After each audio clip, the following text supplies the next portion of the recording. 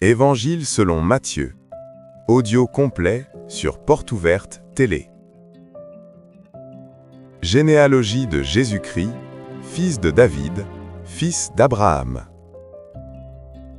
Abraham engendra Isaac, Isaac engendra Jacob, Jacob engendra Juda et ses frères, Juda engendra de Tamar Pharès et Zara, Pharès engendra Esrom, Esrom engendra Aram, Aram engendra Aminadab, Aminadab engendra Naasson, Naasson engendra Salmon, Salmon engendra Boaz de Rahab, Boaz engendra Obed de Ruth, Obed engendra Isaïe.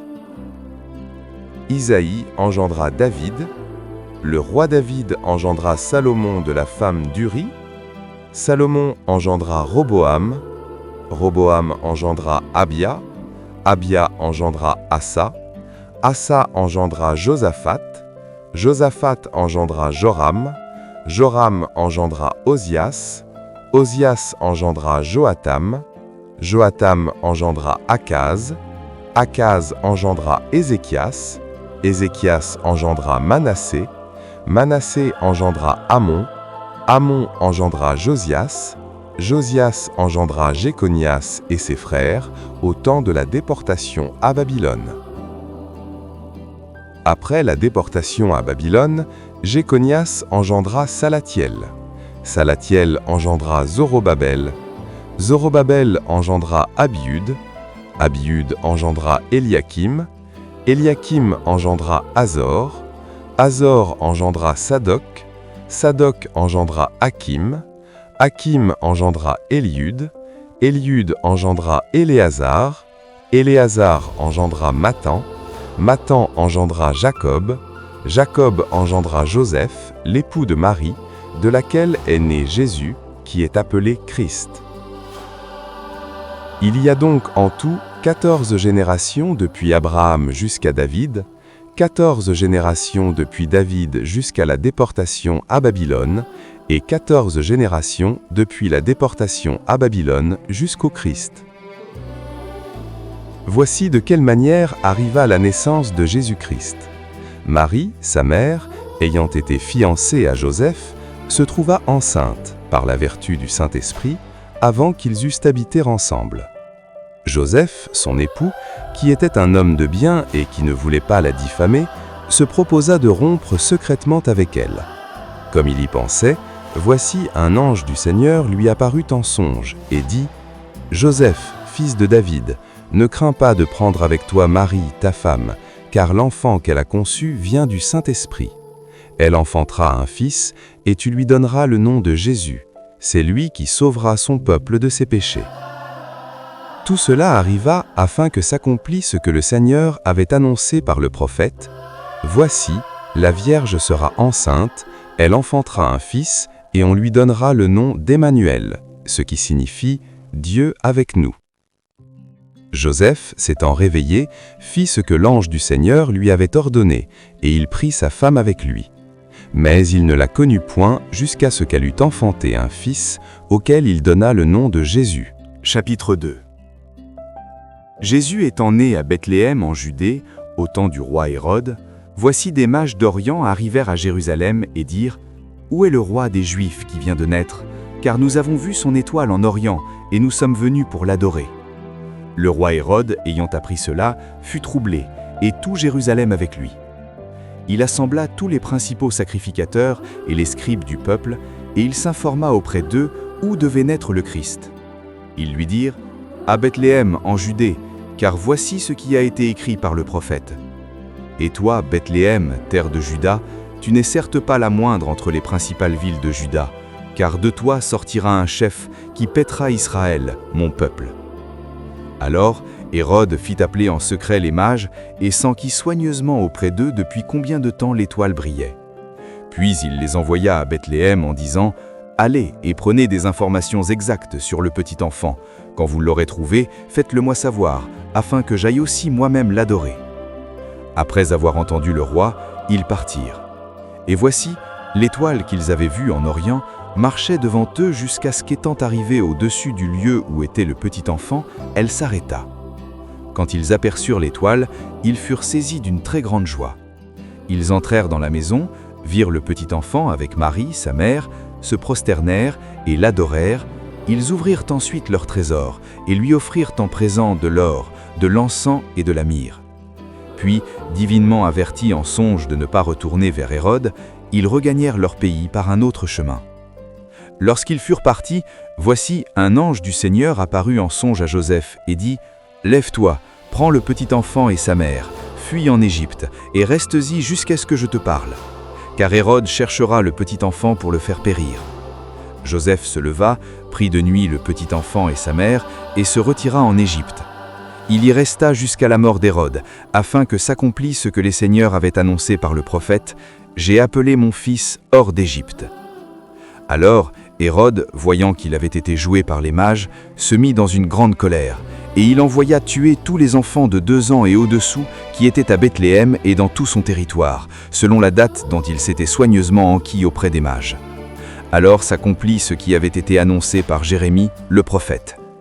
On a entendu des cris à Rama, des pleurs et de grandes lamentations.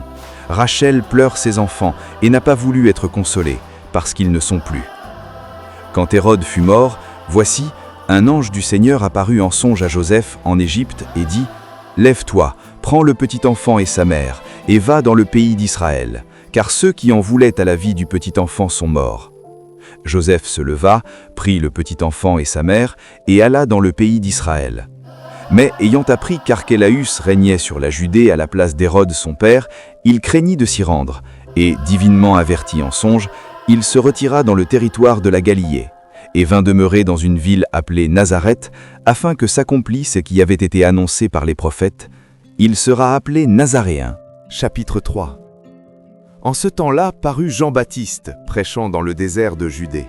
Il disait « Repentez-vous, car le royaume des cieux est proche. » Jean est celui qui avait été annoncé par Ésaïe, le prophète, lorsqu'il dit « C'est ici la voix de celui qui crie dans le désert, préparez le chemin du Seigneur, aplanissez ses sentiers. » Jean avait un vêtement de poil de chameau et une ceinture de cuir autour des reins. Il se nourrissait de sauterelles et de miel sauvage. Les habitants de Jérusalem, de toute la Judée et de tout le pays des environs du Jourdain se rendaient auprès de lui, et confessant leurs péchés, ils se faisaient baptiser par lui dans le fleuve du Jourdain. Mais voyant venir à son baptême beaucoup de pharisiens et de sadducéens, il leur dit « Race de vipères, qui vous a appris à fuir la colère à venir ? Produisez donc du fruit digne de la repentance, et ne prétendez pas dire en vous-même « Nous avons Abraham pour père », car je vous déclare que de ces pierres-ci, Dieu peut susciter des enfants à Abraham. Déjà la cognée est mise à la racine des arbres, tout arbre donc qui ne produit pas de bons fruits sera coupé et jeté au feu. Moi je vous baptise d'eau pour vous amener à la repentance, mais celui qui vient après moi est plus puissant que moi, et je ne suis pas digne de porter ses souliers.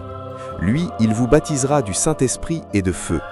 Il a son vent à la main, il nettoiera son aire et il amassera son blé dans le grenier, mais il brûlera la paille dans un feu qui ne s'éteint point. Alors, Jésus vint de la Galilée au Jourdain, vers Jean, pour être baptisé par lui. Mais Jean s'y opposait, en disant « C'est moi qui ai besoin d'être baptisé par toi, et tu viens à moi. » Jésus lui répondit « Laisse faire maintenant, car il est convenable que nous accomplissions ainsi tout ce qui est juste. » Et Jean ne lui résista plus. Dès que Jésus eut été baptisé, il sortit de l'eau. Et voici, les cieux s'ouvrirent, et il vit l'Esprit de Dieu descendre comme une colombe et venir sur lui. Et voici, une voix fit entendre des cieux ces paroles. « Celui-ci est mon Fils bien-aimé, en qui j'ai mis toute mon affection. » Chapitre 4. Alors Jésus fut emmené par l'Esprit dans le désert pour être tenté par le diable. Après avoir jeûné 40 jours et 40 nuits, il eut faim.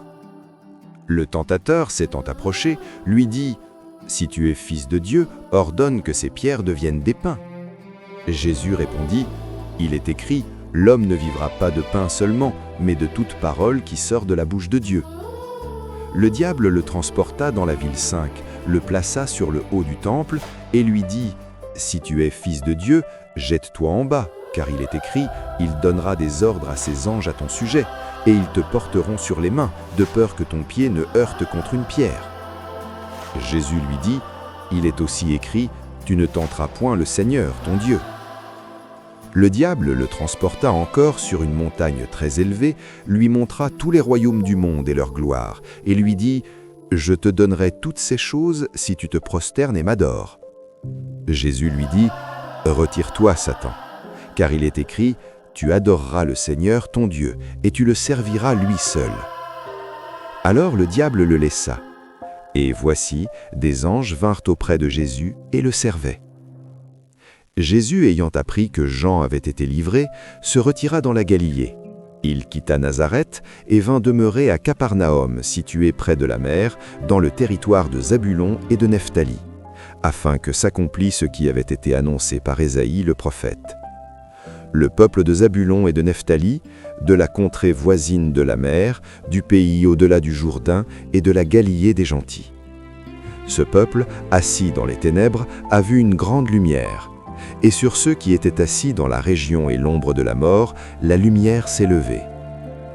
Dès ce moment, Jésus commença à prêcher et à dire « Repentez-vous, car le royaume des cieux est proche. » Comme il marchait le long de la mer de Galilée, il vit deux frères, Simon, appelé Pierre, et André, son frère, qui jetaient un filet dans la mer, car ils étaient pêcheurs.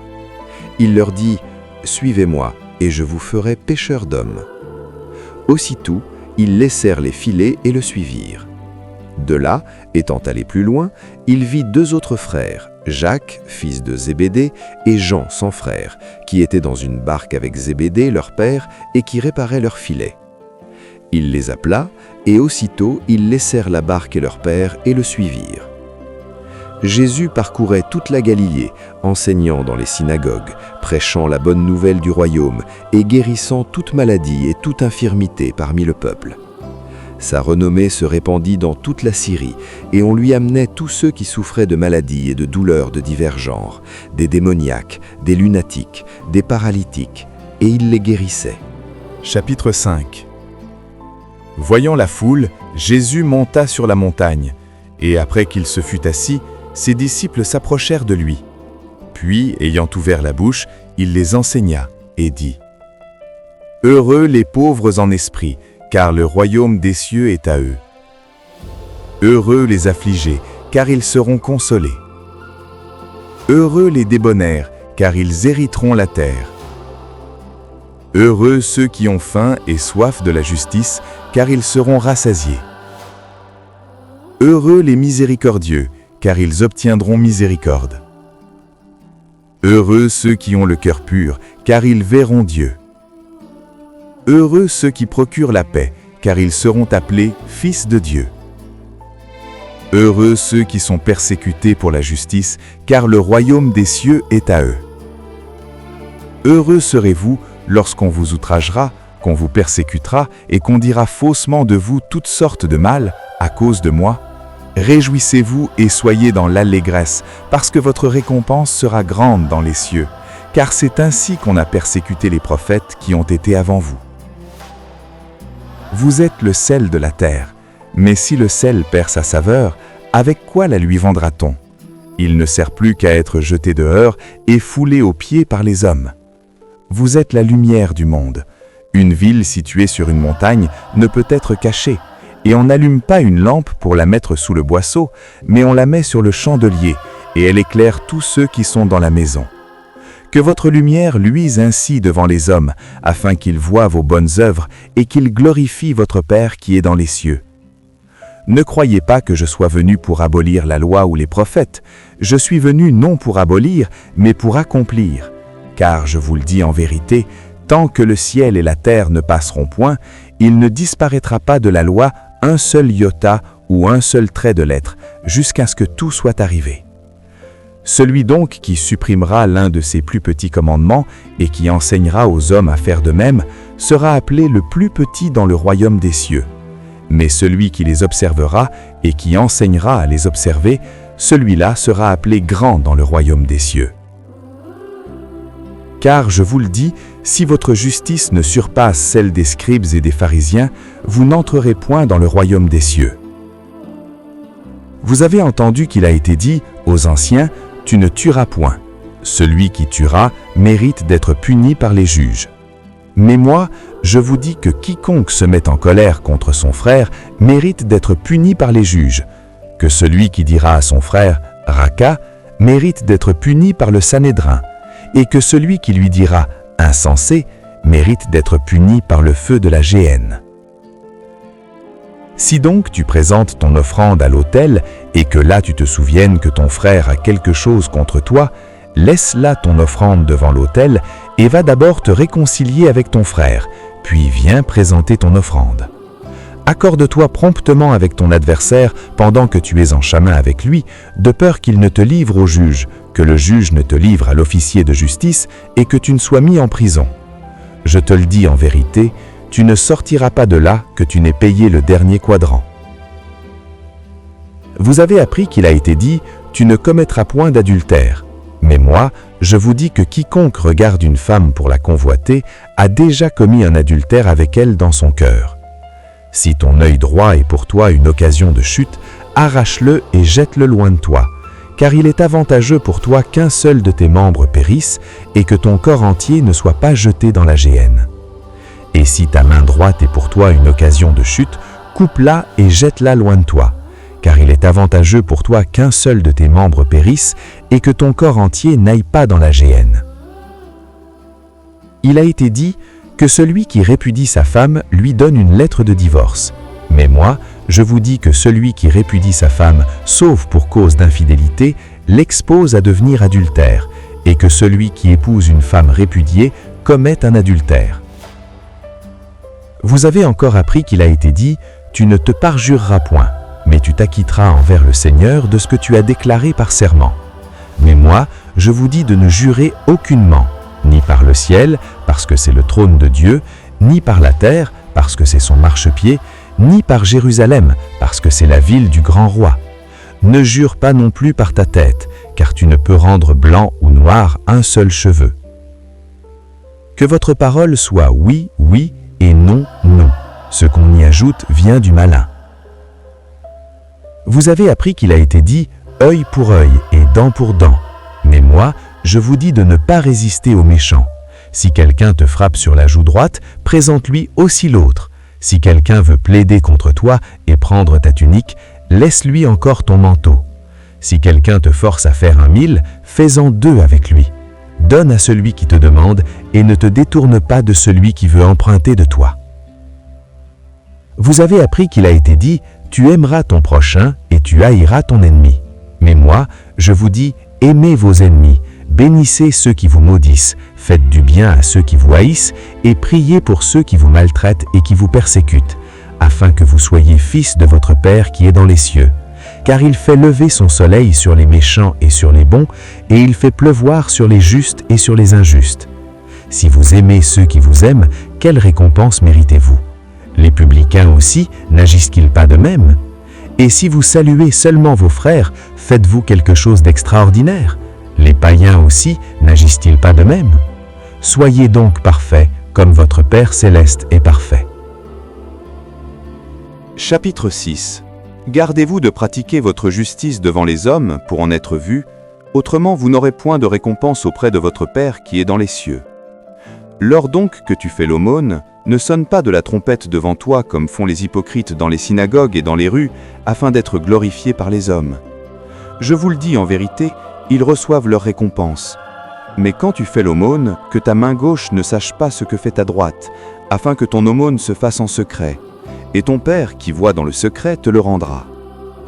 Lorsque vous priez, ne soyez pas comme les hypocrites qui aiment à prier debout dans les synagogues et au coin des rues pour être vus des hommes. Je vous le dis en vérité, ils reçoivent leur récompense. Mais quand tu pries, entre dans ta chambre, ferme ta porte et prie ton Père qui est là dans le lieu secret, et ton Père qui voit dans le secret te le rendra. En priant, ne multipliez pas de vaines paroles, comme les païens qui s'imaginent qu'à force de paroles ils seront exaucés. Ne leur ressemblez pas, car votre Père sait de quoi vous avez besoin avant que vous le lui demandiez.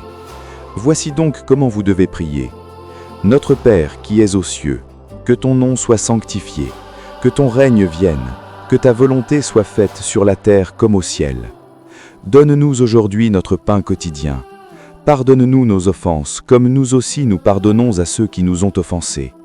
Ne nous induis pas en tentation, mais délivre-nous du malin. Car c'est à toi qu'appartiennent, dans tous les siècles, le règne, la puissance et la gloire. Amen. Si vous pardonnez aux hommes leurs offenses, votre Père céleste vous pardonnera aussi.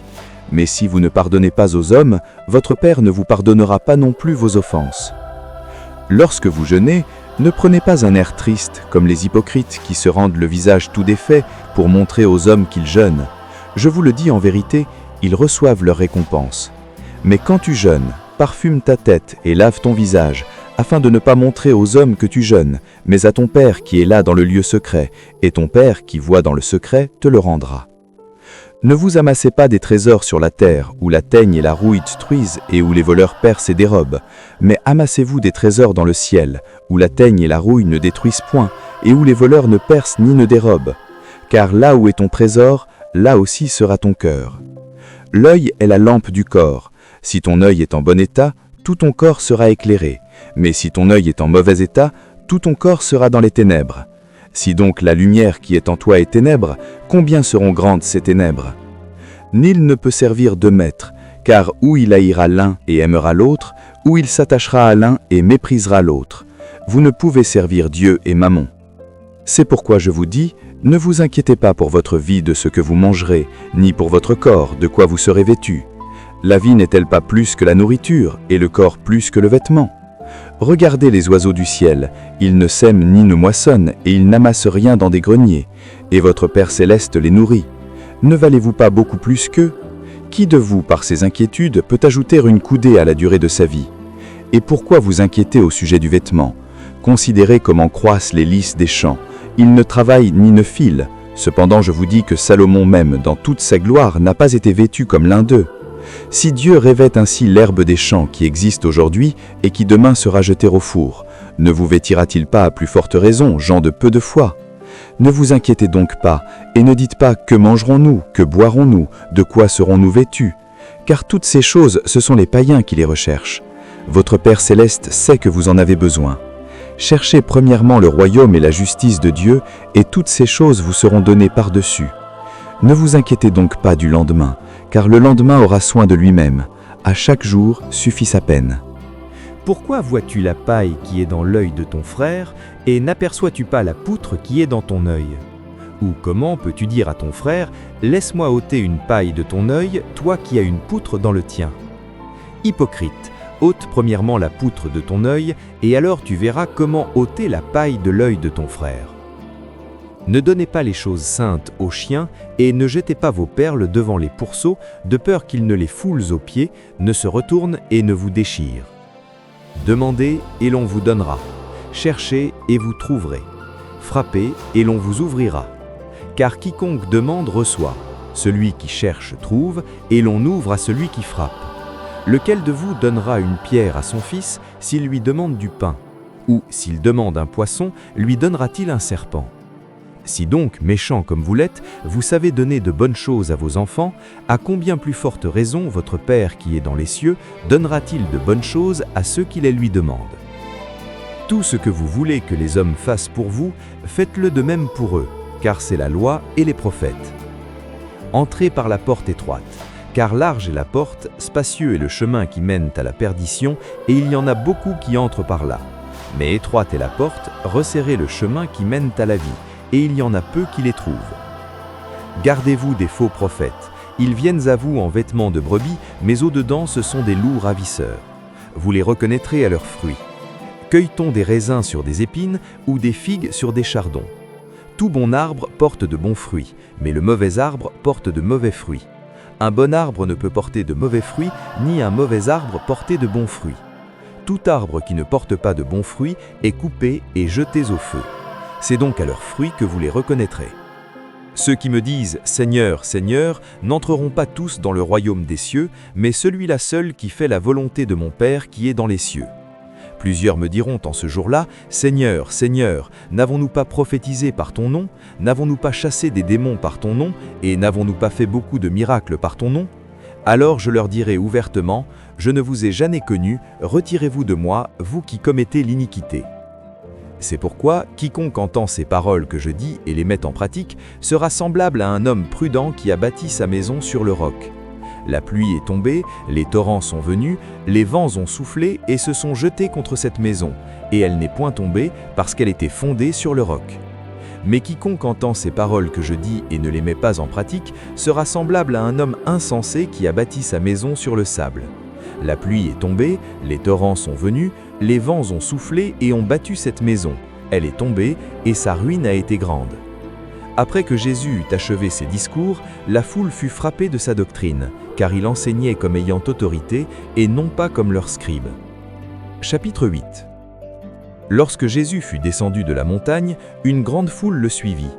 Et voici, un lépreux s'étant approché, se prosterna devant lui et dit « Seigneur, si tu le veux, tu peux me rendre pur. » Jésus étendit la main, le toucha et dit « Je le veux, sois pur. » Aussitôt, il fut purifié de sa lèpre.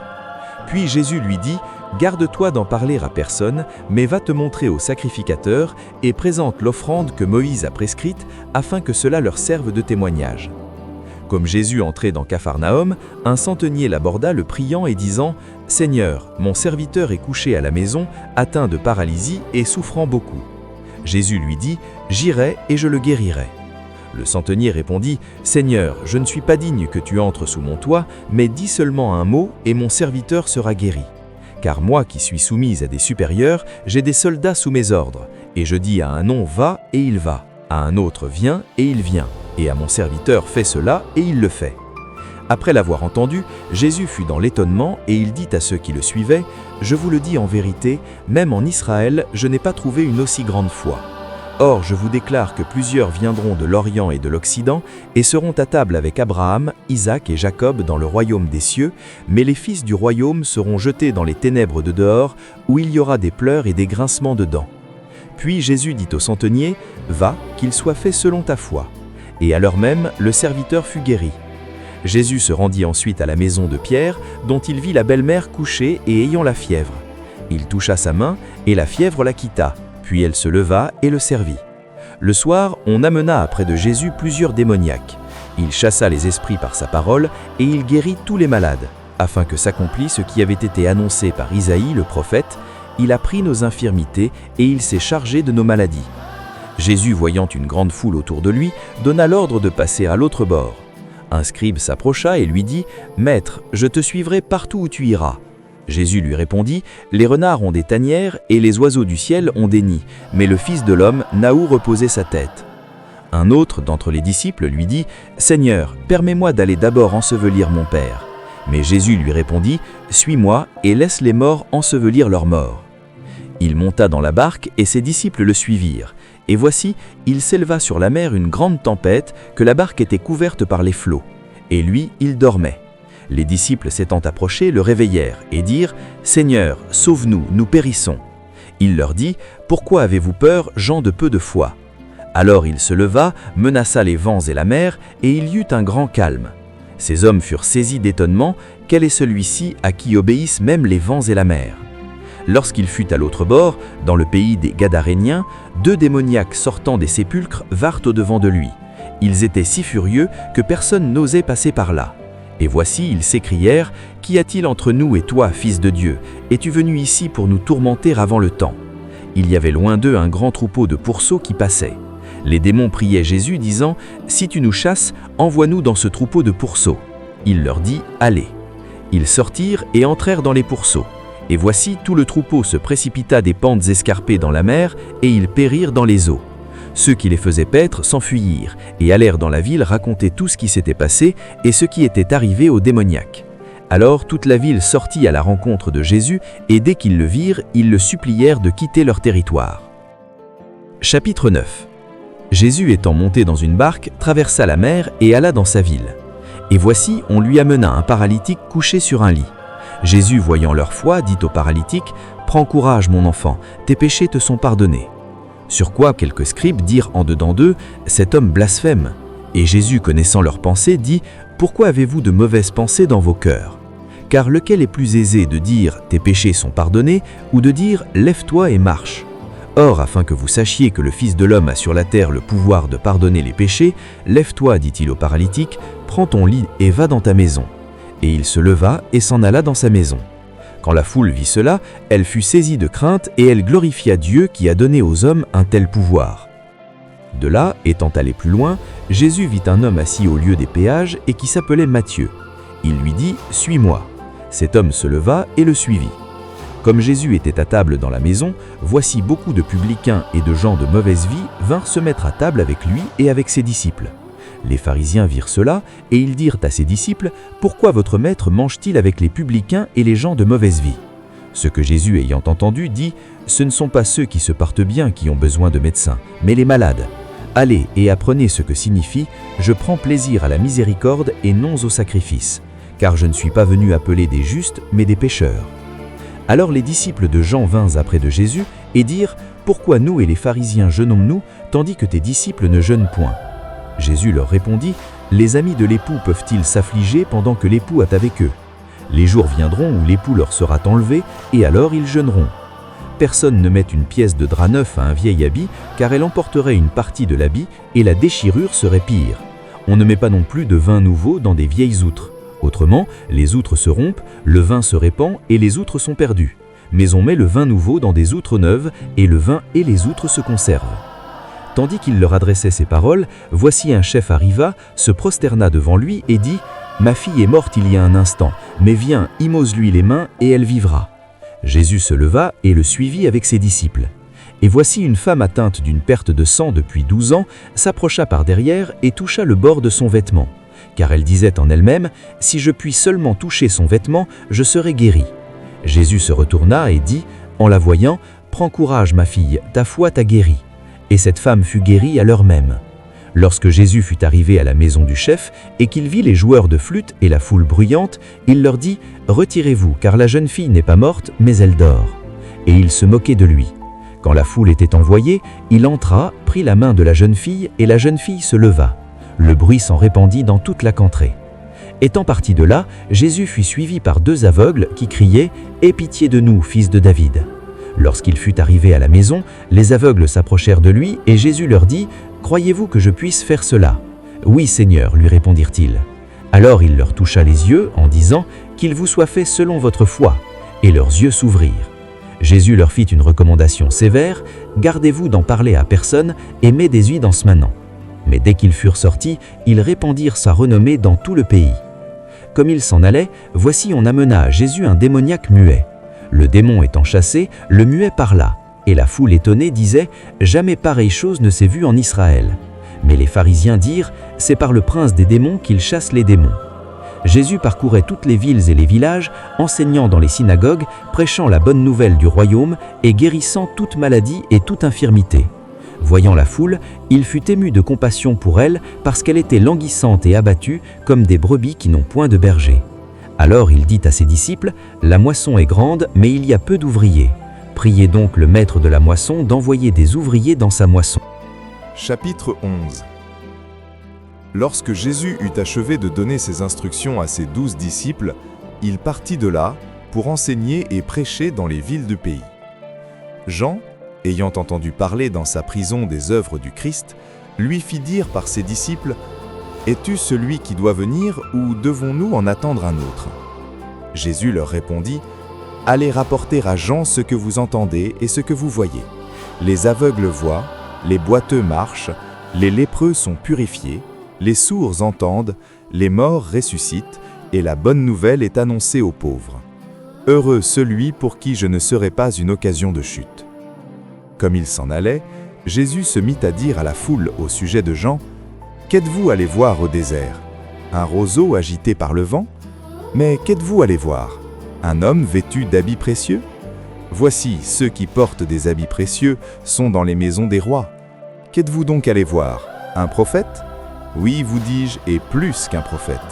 Car c'est celui dont il est écrit « Voici, j'envoie mon messager devant ta face pour préparer ton chemin devant toi. » Je vous le dis en vérité, parmi ceux qui sont nés de femmes, il n'en a point paru de plus grand que Jean-Baptiste. Cependant, le plus petit dans le royaume des cieux est plus grand que lui. Depuis le temps de Jean-Baptiste jusqu'à présent, le royaume des cieux est forcé, et ce sont les violents qui s'en emparent. car tous les prophètes et la loi ont prophétisé jusqu'à Jean, et si vous voulez le comprendre, c'est lui qui est l'Élie qui devait venir.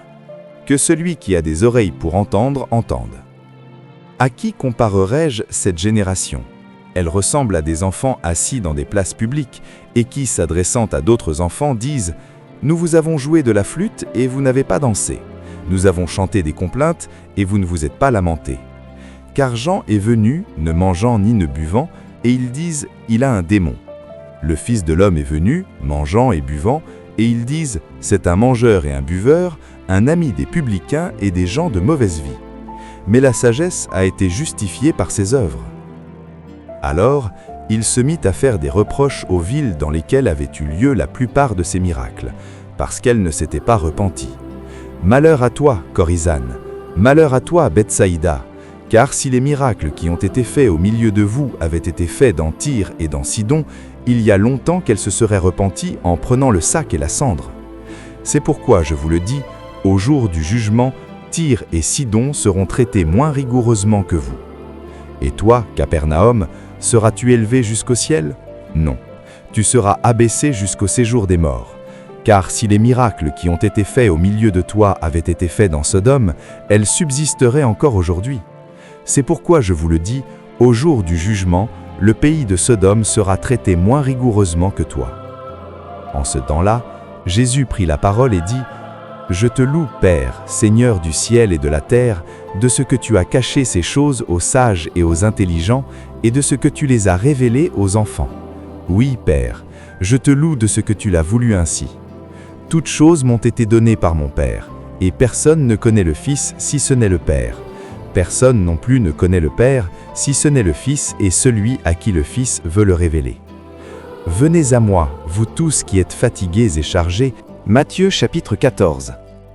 En ce temps-là, Hérode le tétrarque, ayant entendu parler de Jésus, dit à ses serviteurs « C'est Jean Baptiste, il est ressuscité des morts, et c'est pour cela qu'il se fait par lui des miracles. » Car Hérode, qui avait fait arrêter Jean, l'avait lié et mis en prison, à cause d'Hérodias, femme de Philippe, son frère, parce que Jean lui disait « Il n'était pas permis de l'avoir pour femme. » Il voulait le faire mourir, mais il craignait la foule, parce qu'elle regardait Jean comme un prophète. Or, lorsqu'on célébra l'anniversaire de la naissance d'Hérode, la fille d'Hérodias dansa au milieu des convives, et plut à Hérode, de sorte qu'il promit avec serment de lui donner ce qu'elle demanderait. À l'instigation de sa mère, elle dit « Donne-moi ici, sur un plat, la tête de Jean-Baptiste. » Le roi fut attristé, mais à cause de ses serments et des convives, il commanda qu'on la lui donne, et il envoya décapiter Jean dans la prison. Sa tête fut apportée sur un plat et donnée à la jeune fille, qui la porta à sa mère. Les disciples de Jean vinrent prendre son corps et l'ensevelir. Et ils allèrent l'annoncer à Jésus. À cette nouvelle, Jésus partit de là dans une barque pour se retirer à l'écart, dans un lieu désert. Et la foule, l'ayant su, sortit des villes et le suivit à pied. Quand il sortit de la barque, il vit une grande foule et fut ému de compassion pour elle, et il guérit les malades. Le soir étant venu, les disciples s'approchèrent de lui et dirent « Ce lieu est désert, et l'heure est déjà avancée.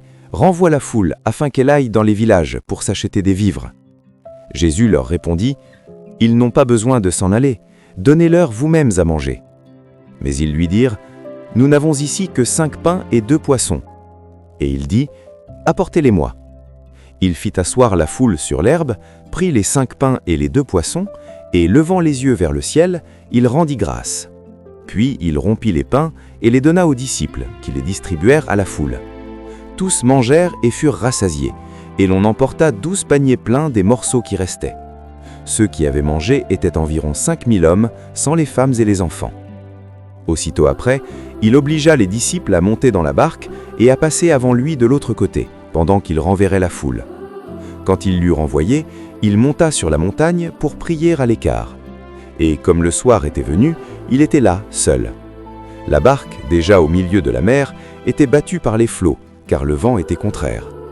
À la 4e veille de la nuit, Jésus alla vers eux, marchant sur la mer. Quand les disciples le virent marcher sur la mer, ils furent troublés et dirent « C'est un fantôme !» Et dans leur frayeur, ils poussèrent des cris. Jésus leur dit aussitôt « Rassurez-vous, c'est moi, n'ayez pas peur. » Pierre lui répondit, « Seigneur, si c'est toi, ordonne que j'aille vers toi sur les eaux. » Et il dit, « Viens. » Pierre sortit de la barque et marcha sur les eaux pour aller vers Jésus. Mais voyant que le vent était fort, il eut peur, et comme il commençait à enfoncer, il s'écria, « Seigneur, sauve-moi !» Aussitôt, Jésus étendit la main, le saisit et lui dit, « Homme de peu de foi, pourquoi as-tu douté ?» Et ils montèrent dans la barque, et le vent cessa. Ceux qui étaient dans la barque vinrent se prosterner devant Jésus et dirent, « Tu es véritablement le Fils de Dieu. » Après avoir traversé la mer, ils vinrent dans le pays de Génézareth. Les gens de ce lieu, ayant reconnu Jésus, envoyèrent des messagers dans tous les environs, et on lui amena tous les malades. Ils le prièrent de leur permettre seulement de toucher le bord de son vêtement. Et tous ceux qui le touchèrent furent guéris. Chapitre 15. Alors des pharisiens et des scribes vinrent de Jérusalem auprès de Jésus et dirent, « Pourquoi tes disciples transgressent-ils la tradition des anciens ? Car ils ne se lavent pas les mains quand ils prennent leur repas. » Il leur répondit, « Et vous, pourquoi transgressez-vous le commandement de Dieu au profit de votre tradition ? Car Dieu a dit, « Honore ton père et ta mère, et celui qui maudira son père ou sa mère sera puni de mort. » Mais vous, vous dites, « Celui qui dira à son père ou à sa mère, « Ce dont j'aurais pu t'assister est une offrande à Dieu », n'est pas tenu d'honorer son père ou sa mère. Vous annulez ainsi la parole de Dieu au profit de votre tradition. Hypocrite, Ésaïe a bien prophétisé sur vous quand il a dit « Ce peuple m'honore des lèvres, mais son cœur est éloigné de moi.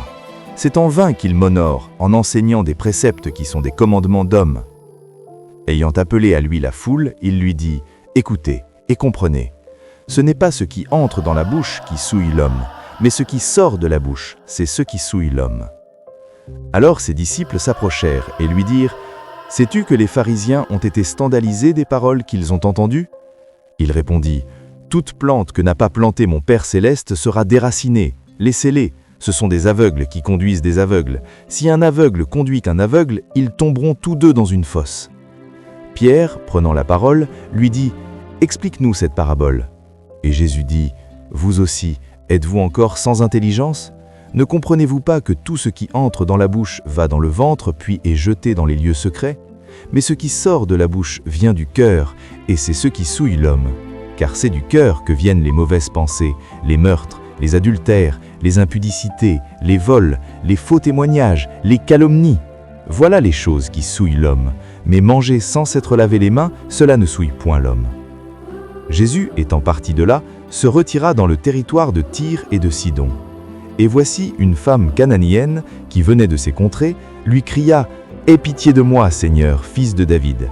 Ma fille est cruellement tourmentée par le démon. » Il ne lui répondit pas un mot, et ses disciples s'approchèrent et lui dirent avec instance « Renvoie-la, car elle crie derrière nous. » Il répondit « Je n'ai été envoyé qu'aux brebis perdues de la maison d'Israël. » Mais elle vint se prosterner devant lui, disant « Seigneur, secours-moi. » Il répondit « Il n'est pas bien de prendre le pain des enfants et de le jeter aux petits chiens. »« Oui, Seigneur, dit-elle, mais les petits chiens mangent les miettes qui tombent de la table de leur maître. » Alors Jésus lui dit « Femme, ta foi est grande, qu'il te soit fait comme tu veux. » Et à l'heure même, sa fille fut guérie. Jésus quitta ces lieux et vint près de la mer de Galilée. Étant monté sur la montagne, il s'y assit. Alors s'approcha de lui une grande foule, ayant avec elle des boiteux, des aveugles, des muets, des estropiés et beaucoup d'autres malades. On les mit à ses pieds et il les guérit, en sorte que la foule était dans l'admiration de voir que les muets parlaient, que les estropiés étaient guéris, que les boiteux marchaient, que les aveugles voyaient, et elle glorifiait le Dieu d'Israël. Jésus, ayant appelé ses disciples, dit « Je suis ému de compassion pour cette foule, car voilà 3 jours qu'ils sont près de moi et ils n'ont rien à manger.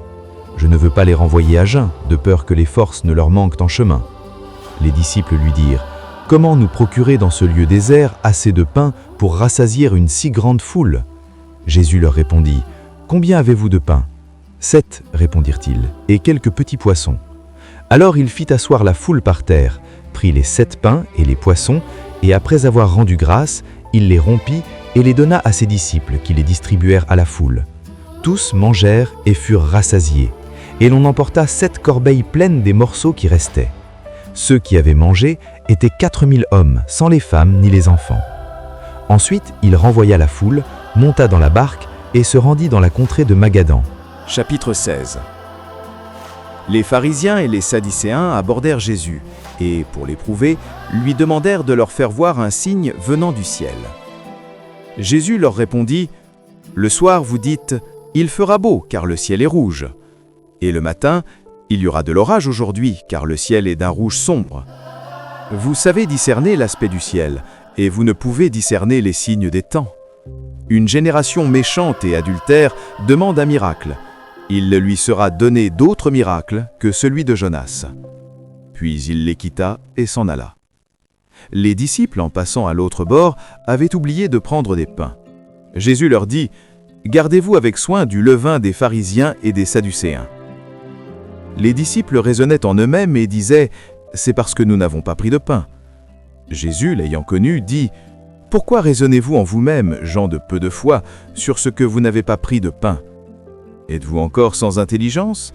Et ne vous rappelez-vous plus les 5 pains des 5000 hommes, et combien de paniers vous avez emportés? Ni les 7 pains des 4000 hommes, et combien de corbeilles vous avez emportés? Comment ne comprenez-vous pas que ce n'est pas au sujet de pain que je vous ai parlé?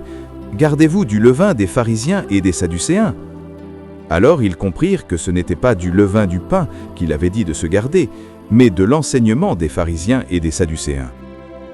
Jésus, étant arrivé dans le territoire de Césarée de Philippe, demanda à ses disciples, « Qui dit-on que je suis, moi, le Fils de l'homme » Ils répondirent, « Les uns disent que tu es Jean-Baptiste, les autres Élie, les autres Jérémie ou l'un des prophètes. » « Et vous, leur dit-il, qui dites-vous que je suis » Simon-Pierre répondit, « Tu es le Christ, le Fils du Dieu vivant. » Jésus, reprenant la parole, lui dit, « Tu es heureux, Simon, fils de Jonas, car ce ne sont pas la chair et le sang qui t'ont révélé cela, mais c'est mon Père qui est dans les cieux.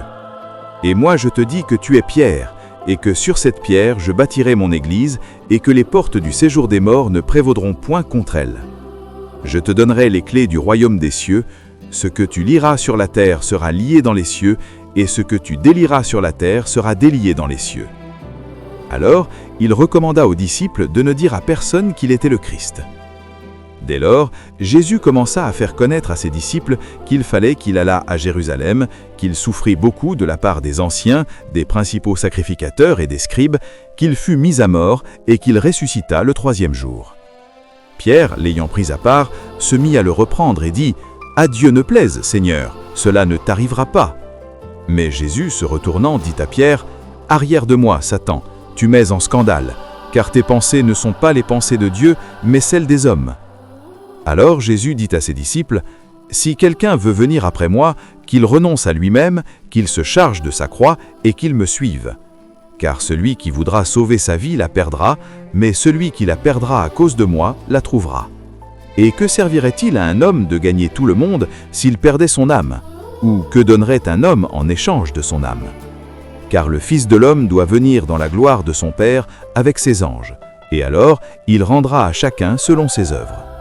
Je vous le dis en vérité, quelques-uns de ceux qui sont ici ne mourront point qu'ils n'aient vu le Fils de l'homme venir dans son règne. » Chapitre 17.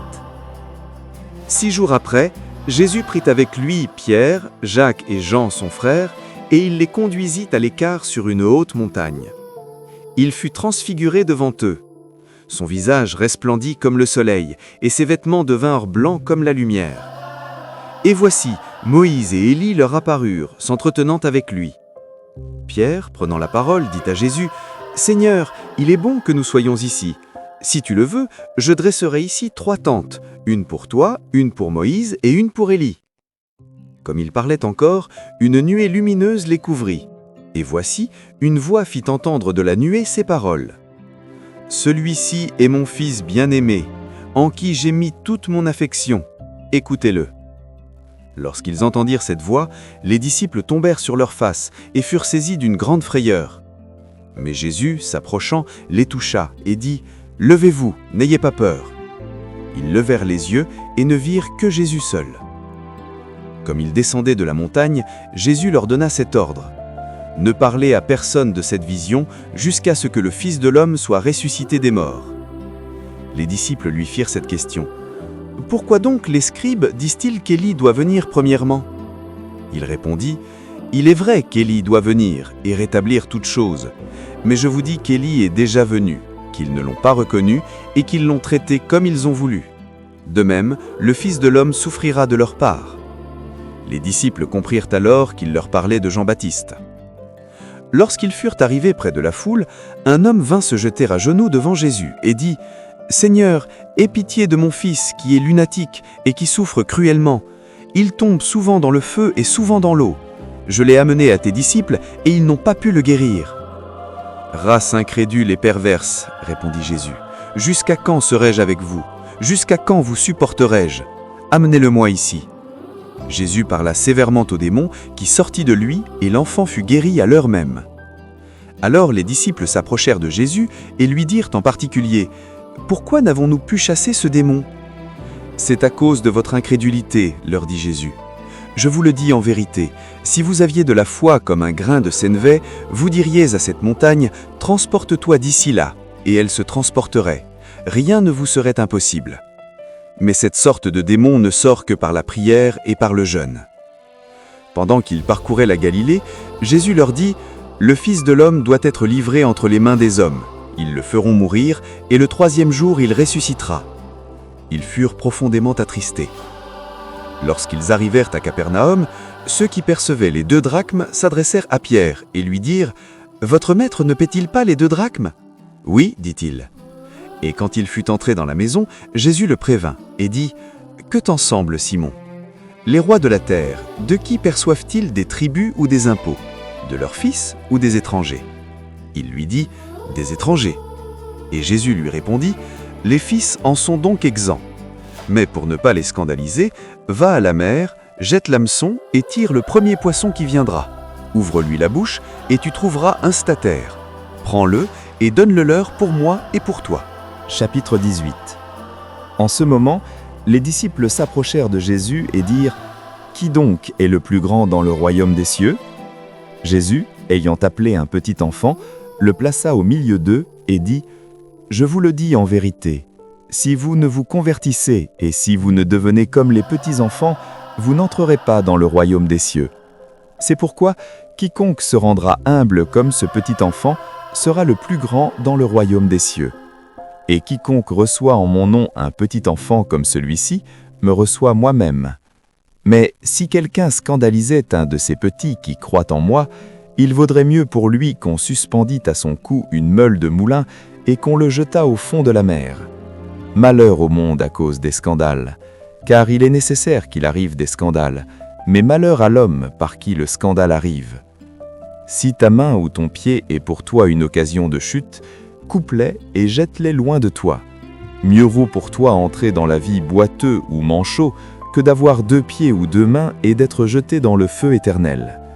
Et si ton œil est pour toi une occasion de chute, arrache-le et jette-le loin de toi.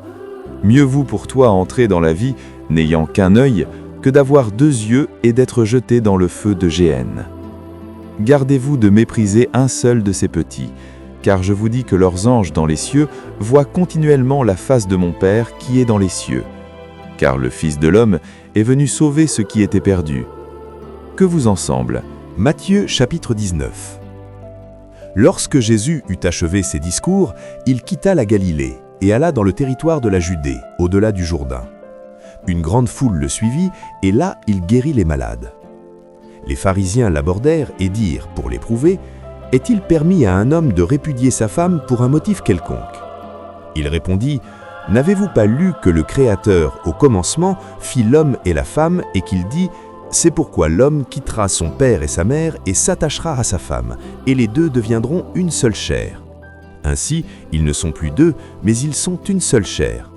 Que l'homme donc ne sépare pas ce que Dieu a joint. Pourquoi donc, lui dirent-ils, Moïse a-t-il prescrit de donner à la femme une lettre de divorce et de la répudier? Il leur répondit, « C'est à cause de la dureté de votre cœur que Moïse vous a permis de répudier vos femmes. Au commencement, il n'en était pas ainsi.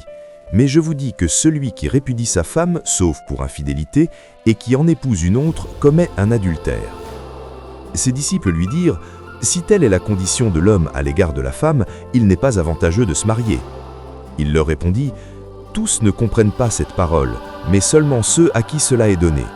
car il y a des eunuques qui le sont dès le ventre de leur mère, il y en a qui le sont devenus par les hommes, et il y en a qui se sont rendus tels eux-mêmes à cause du royaume des cieux. Que celui qui peut comprendre, comprenne. » Alors on lui amena des petits-enfants, afin qu'il leur imposât les mains et pria pour eux.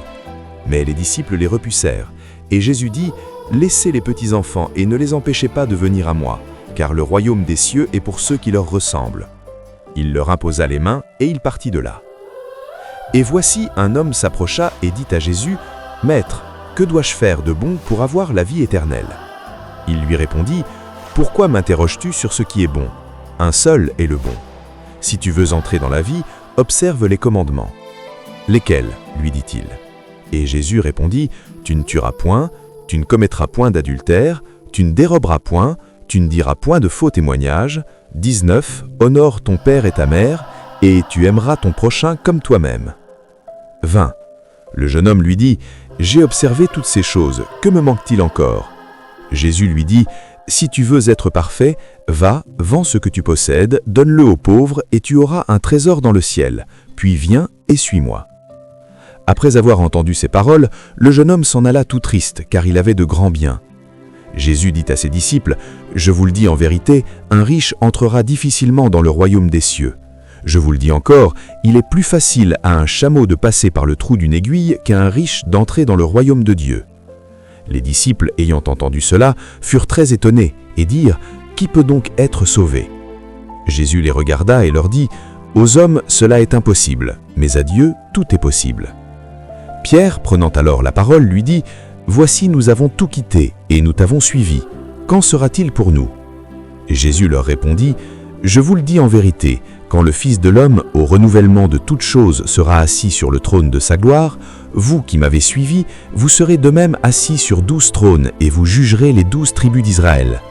Et quiconque aura quitté à cause de mon nom ses frères, ou ses sœurs, ou son père, ou sa femme, ou ses enfants, ou ses terres, ou ses maisons, recevra le centuple et héritera la vie éternelle. Plusieurs des premiers seront les derniers, et plusieurs des derniers seront les premiers. » Matthieu chapitre 20. Car le royaume des cieux est semblable à un maître de maison qui sortit dès le matin afin de louer des ouvriers pour sa vigne. Il convint avec eux d'un denier par jour, et il les envoya à sa vigne. Il sortit vers la 3e heure, et il en vit d'autres qui étaient sur la place sans rien faire. Il leur dit, « Allez aussi à ma vigne, et je vous donnerai ce qui sera raisonnable. » Et ils y allèrent. Il sortit de nouveau vers la 6e heure et vers la 9e, et il fit de même. Étant sorti vers la 11e heure, il en trouva d'autres qui étaient sur la place, et il leur dit, « Pourquoi vous tenez-vous ici toute la journée sans rien faire ?» Ils lui répondirent, « C'est que personne ne nous a loués. »« Allez aussi à ma vigne, leur dit-il. » Quand le soir fut venu, le maître de la vigne dit à son intendant, « Appelle les ouvriers et paie-leur le salaire en allant des derniers aux premiers. » Ceux de la 11e heure vinrent et reçurent chacun un denier. Les premiers vinrent ensuite, croyant recevoir davantage, mais ils reçurent aussi chacun un denier. En le recevant, ils murmurèrent contre le maître de la maison et dirent, « Ces derniers n'ont travaillé qu'1 heure, et tu les traites à l'égal de nous, qui avons supporté la fatigue du jour et la chaleur. » Il répondit à l'un d'eux, « Mon ami, je ne te fais pas tort, n'es-tu pas convenu avec moi d'un denier? Prends ce qui te revient et va-t'en. Je veux donner à ce dernier autant qu'à toi. N'aimait-il pas permis de faire de mon bien ce que je veux? Ou vois-tu de mauvais œil que je sois bon? Ainsi, les derniers seront les premiers, et les premiers seront les derniers. » Pendant que Jésus montait à Jérusalem, il prit à part les 12 disciples, et il leur dit en chemin, « Voici, nous montons à Jérusalem, et le Fils de l'homme sera livré aux principaux sacrificateurs et aux scribes. Ils le condamneront à mort, et ils le livreront aux païens pour qu'ils se moquent de lui, le battent de verge, et le crucifient. Et le 3e jour, il ressuscitera. » Alors la mère des fils de Zébédée s'approcha de Jésus avec ses fils et se prosterna pour lui faire une demande. Il lui dit, « Que veux-tu ? Ordonne, lui dit-elle, que mes 2 fils que voici soient assis dans ton royaume, l'un à ta droite et l'autre à ta gauche. » Jésus répondit, « Vous ne savez ce que vous demandez.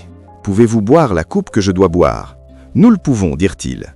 Et il leur répondit, Il est vrai que vous boirez ma coupe, mais pour ce qui est d'être assis à ma droite et à ma gauche, cela ne dépend pas de moi et ne sera donné qu'à ceux à qui mon Père l'a réservé. » Les 10, ayant entendu cela, furent indignés contre les deux frères. Jésus les appela et dit : « Vous savez que les chefs des nations les tyrannisent et que les grands les asservissent. Il n'en sera pas de même au milieu de vous. Mais quiconque veut être grand parmi vous, qu'il soit votre serviteur. Et quiconque veut être le premier parmi vous, qu'il soit votre esclave. C'est ainsi que le Fils de l'homme est venu, non pour être servi, mais pour servir et donner sa vie comme la rançon de plusieurs. » Lorsqu'ils sortirent de Jéricho, une grande foule suivit Jésus. Et voici, 2 aveugles, assis au bord du chemin, entendirent que Jésus passait et crièrent : « Ayez pitié de nous, Seigneur, fils de David. » La foule les reprenait pour les faire taire, mais ils crièrent plus fort : « Ayez pitié de nous, Seigneur, fils de David. » Jésus s'arrêta, les appela et dit : « Que voulez-vous que je vous fasse ?» Ils lui dirent : « Seigneur, que nos yeux s'ouvrent. » Ému de compassion, Jésus toucha leurs yeux, et aussitôt ils recouvrèrent la vue et le suivirent. Matthieu chapitre 21. Lorsqu'ils approchèrent de Jérusalem et qu'ils furent arrivés à Bethphagée, vers la montagne des Oliviers, Jésus envoya 2 disciples en leur disant : « Allez au village qui est devant vous, vous trouverez aussitôt une ânesse attachée et un ânon avec elle, détachez-les et amenez-les-moi. Si quelqu'un vous dit quelque chose, vous répondrez : le Seigneur en a besoin. Et à l'instant, il les laissera aller. » Or, ceci arriva afin que s'accomplisse ce qui avait été annoncé par le prophète. Dites à la fille de Sion : voici ton roi vient à toi, plein de douceur et monté sur un âne, sur un ânon, le petit d'une ânesse. Les disciples allèrent et firent ce que Jésus leur avait ordonné. Ils amenèrent l'ânesse et l'ânon, mirent sur eux leurs vêtements et le firent asseoir dessus. La plupart des gens de la foule étendirent leurs vêtements sur le chemin, d'autres coupèrent des branches d'arbres et en jonchèrent la route. Ceux qui précédaient et ceux qui suivaient Jésus criaient : « Hosanna au fils de David, béni soit celui qui vient au nom du Seigneur, Hosanna dans les lieux très hauts. » Lorsqu'il entra dans Jérusalem, toute la ville fut émue, et l'on disait : « Qui est celui-ci » La foule répondit : « C'est Jésus, le prophète de Nazareth en Galilée. » Jésus entra dans le temple de Dieu. Il chassa tous ceux qui vendaient et qui achetaient dans le temple, il renversa les tables des changeurs et les sièges des vendeurs de pigeons, et il leur dit : « Il est écrit, ma maison sera appelée une maison de prière, mais vous, vous en faites une caverne de voleurs. » Des aveugles et des boiteux s'approchèrent de lui dans le temple, et il les guérit. Mais les principaux sacrificateurs et les scribes furent indignés à la vue des choses merveilleuses qu'il avait faites et des enfants qui criaient « Hosanna au fils de David ». Ils lui dirent « Entends-tu ce qu'ils disent ?» « Oui, leur répondit Jésus. « N'avez-vous jamais lu ces paroles ? Tu as tiré des louanges de la bouche des enfants et de ceux qui sont à la mamelle ?» Et les ayant laissés, il sortit de la ville pour aller à Béthanie, où il passa la nuit. Le matin, en retournant vers la ville, il eut faim. Voyant un figuier sur le chemin, il s'en approcha, mais il n'y trouva que des feuilles, et il lui dit « Que jamais fruit ne naisse de toi. » Et à l'instant, le figuier sécha. Les disciples qui virent cela furent étonnés, et dirent « Comment ce figuier est-il devenu sec en un instant ?» Jésus leur répondit « Je vous le dis en vérité, si vous aviez de la foi et que vous ne doutiez point, non seulement vous feriez ce qui a été fait à ce figuier, mais quand vous diriez à cette montagne « Ôte-toi de là et jette-toi dans la mer », cela se ferait. Tout ce que vous demanderez avec foi par la prière, vous le recevrez. » Jésus se rendit dans le temple, et pendant qu'il enseignait, les principaux sacrificateurs et les anciens du peuple vinrent lui dire « Par quelle autorité fais-tu ces choses, et qui t'a donné cette autorité ?» Jésus leur répondit « Je vous adresserai aussi une question, et si vous m'y répondez, je vous dirai par quelle autorité je fais ces choses. Le baptême de Jean, d'où venait-il? Du ciel ou des hommes ?» Mais ils raisonnèrent ainsi entre eux. Si nous répondons « du ciel », il nous dira « Pourquoi donc n'avez-vous pas cru en lui ?» Et si nous répondons « des hommes », nous avons à craindre la foule, car tous tiennent Jean pour un prophète. Alors ils répondirent à Jésus « Nous ne savons. » Et il leur répondit à son tour « Moi non plus, je ne vous dirai pas par quelle autorité je fais ces choses. » Que vous en semble? Un homme avait 2 fils, et s'adressant au premier, il dit « Mon enfant, va travailler aujourd'hui dans ma vigne. » Il répondit « Je ne veux pas ». Ensuite, il se repentit et il alla. S'adressant à l'autre, il dit la même chose, et ce fils répondit « Je veux bien, Seigneur », et il n'alla pas. Lequel des deux a fait la volonté du Père? Ils répondirent « Le premier ». Et Jésus leur dit « Je vous le dis en vérité, les publicains et les prostituées vous dévanceront dans le royaume de Dieu. Car Jean est venu à vous dans la voie de la justice, et vous n'avez pas cru en lui.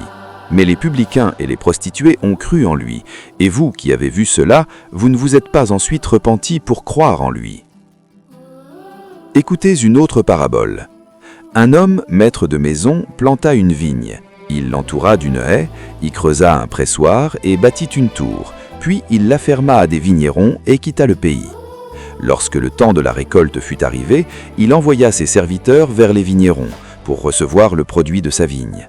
Les vignerons, s'étant saisis de ses serviteurs, battirent un, tuèrent l'autre et lapidèrent le troisième. Il envoya encore d'autres serviteurs, en plus grand nombre que les premiers, et les vignerons les traitèrent de la même manière. Enfin, il envoya vers eux son fils, en disant « Ils auront du respect pour mon fils ». Mais quand les vignerons virent le fils, ils dirent entre eux « Voici l'héritier, venez, tuons-le et emparons-nous de son héritage ». Et ils se saisirent de lui, le jetèrent hors de la vigne et le tuèrent. Maintenant, lorsque le maître de la vigne viendra, que fera-t-il à ces vignerons ? Ils répondirent, « Il fera périr misérablement ces misérables, et il affermera la vigne à d'autres vignerons qui lui en donneront le produit au temps de la récolte. » Jésus leur dit, « N'avez-vous jamais lu dans les Écritures, la pierre qu'ont rejetée ceux qui bâtissaient est devenue la principale de l'angle. C'est du Seigneur que cela est venu, et c'est un prodige à nos yeux. C'est pourquoi je vous le dis, le royaume de Dieu vous sera enlevé et sera donné à une nation qui en rendra les fruits. Celui qui tombera sur cette pierre s'y brisera, et celui sur qui elle tombera sera écrasé. » Après avoir entendu ces paraboles, les principaux sacrificateurs et les pharisiens comprirent que c'était d'eux que Jésus parlait, et ils cherchaient à se saisir de lui, mais ils craignaient la foule, parce que la foule le tenait pour un prophète. Chapitre 22. Jésus prenant la parole leur parla de nouveau en parabole, et il dit : Le royaume des cieux est semblable à un roi qui fit des noces pour son fils. Il envoya ses serviteurs appeler ceux qui étaient invités aux noces, mais ils ne voulurent pas venir. Il envoya encore d'autres serviteurs en disant : Dites aux conviés, voici j'ai préparé mon festin, mes bœufs et mes bêtes grasses sont tués, tout est prêt, venez aux noces. Mais sans s'inquiéter de l'invitation, ils s'en allèrent, celui-ci à son champ, celui-là à son trafic, et les autres se saisirent des serviteurs, les outragèrent et les tuèrent. Le roi fut irrité, il envoya ses troupes, fit périr ses meurtriers et brûla leur ville. Alors il dit à ses serviteurs : Les noces sont prêtes, mais les conviés n'en étaient pas dignes. Allez donc dans les carrefours et appelez aux noces tous ceux que vous trouverez. Ses serviteurs allèrent dans les chemins, rassemblèrent tous ceux qu'ils trouvèrent, méchants et bons, et la salle des noces fut pleine de convives. Le roi entra pour voir ceux qui étaient à table, et il aperçut là un homme qui n'avait pas revêtu un habit de noces. Il lui dit : Mon ami, comment es-tu entré ici sans avoir un habit de noces ? Cet homme eut la bouche fermée.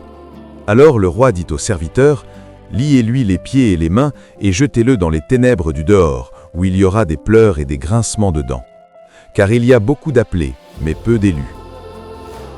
Alors les pharisiens allèrent se consulter sur les moyens de surprendre Jésus par ses propres paroles. Ils envoyèrent auprès de lui leurs disciples avec les Hérodiens, qui dirent : Maître, nous savons que tu es vrai, et que tu enseignes la voie de Dieu selon la vérité, sans t'inquiéter de personne, car tu ne regardes pas à l'apparence des hommes. Dis-nous donc ce qu'il t'en semble, est-il permis, ou non, de payer le tribut à César ? Jésus, connaissant leur méchanceté, répondit : Pourquoi me tentez-vous, hypocrite ? Montrez-moi la monnaie avec laquelle on paie le tribut. Et ils lui présentèrent un denier. Il leur demanda : De qui sont cette effigie et cette inscription ? De César, lui répondirent-ils. Alors il leur dit : Rendez donc à César ce qui est à César, et à Dieu ce qui est à Dieu. Étonnés de ce qu'ils entendaient, ils le quittèrent et s'en allèrent. Le même jour, les Sadducéens, qui disent qu'il n'y a point de résurrection, vinrent auprès de Jésus et lui firent cette question. Maître, Moïse a dit : Si quelqu'un meurt sans enfant, son frère épousera sa veuve et suscitera une postérité à son frère. Or, il y avait parmi nous 7 frères. Le premier se maria et mourut, Et comme il n'avait pas d'enfant, il laissa sa femme à son frère. Il en fut de même du second, puis du troisième, jusqu'au septième. Après eux tous, la femme mourut aussi. À la résurrection, duquel des 7 sera-t-elle donc la femme, car tous l'ont eue? Jésus leur répondit, « Vous êtes dans l'erreur, parce que vous ne comprenez ni les Écritures, ni la puissance de Dieu. Car à la résurrection, les hommes ne prendront point de femmes, ni les femmes de Marie, mais ils seront comme les anges de Dieu dans le ciel. Pour ce qui est de la résurrection des morts, n'avez-vous pas lu ce que Dieu vous a dit? Je suis le Dieu d'Abraham, le Dieu d'Isaac et le Dieu de Jacob. Dieu n'est pas Dieu des morts, mais des vivants. » La foule qui écoutait fut frappée de l'enseignement de Jésus. Les pharisiens, ayant appris qu'il avait réduit au silence les Sadducéens, se rassemblèrent, et l'un d'eux, docteur de la loi, lui fit cette question pour l'éprouver. « Maître, quel est le plus grand commandement de la loi ?» Jésus lui répondit, « Tu aimeras le Seigneur, ton Dieu, de tout ton cœur, de toute ton âme et de toute ta pensée. C'est le premier et le plus grand commandement. Et voici le second qui lui est semblable, tu aimeras ton prochain comme toi-même. De ces 2 commandements dépendent toute la loi et les prophètes. » Comme les pharisiens étaient assemblés, Jésus les interrogea en disant, « Que pensez-vous du Christ? De qui est-il fils ?» Ils lui répondirent, « De David. » Et Jésus leur dit, « Comment donc David, animé par l'Esprit, l'appelle-t-il Seigneur lorsqu'il dit, « Le Seigneur a dit à mon Seigneur, assieds-toi à ma droite, jusqu'à ce que je fasse de tes ennemis ton marchepied. » Si donc David l'appelle Seigneur, comment est-il son fils? Nul ne put lui répondre un mot. Et depuis ce jour, personne n'osa plus lui proposer de questions. Chapitre 23. Alors Jésus, parlant à la foule et à ses disciples, dit, « Les scribes et les pharisiens sont assis dans la chaire de Moïse. Faites donc et observez tout ce qu'ils vous disent, mais n'agissez pas selon leurs œuvres, car ils disent et ne font pas. Ils lient des fardeaux pesants et les mettent sur les épaules des hommes, mais ils ne veulent pas les remuer du doigt. Ils font toutes leurs actions pour être vus des hommes. Ainsi, ils portent de larges phylactères et ils ont de longues franges à leurs vêtements. Ils aiment la première place dans les festins et les premiers sièges dans les synagogues. Ils aiment à être salués dans les places publiques et à être appelés par les hommes « Rabbi, Rabbi ». Mais vous, ne vous faites pas appeler Rabbi, car un seul est votre maître, et vous êtes tous frères. Et n'appelez personne sur la terre votre Père, car un seul est votre Père, celui qui est dans les cieux. Ne vous faites pas appeler directeur, car un seul est votre directeur, le Christ. Le plus grand parmi vous sera votre serviteur. Quiconque s'élèvera sera abaissé, et quiconque s'abaissera sera élevé. Malheur à vous, scribes et pharisiens hypocrites, parce que vous fermez aux hommes le royaume des cieux. Vous n'y entrez pas vous-même, et vous n'y laissez pas entrer ceux qui veulent entrer. Malheur à vous, scribes et pharisiens hypocrites, parce que vous dévorez les maisons des veuves, et que vous faites pour l'apparence de longues prières. À cause de cela, vous serez jugés plus sévèrement.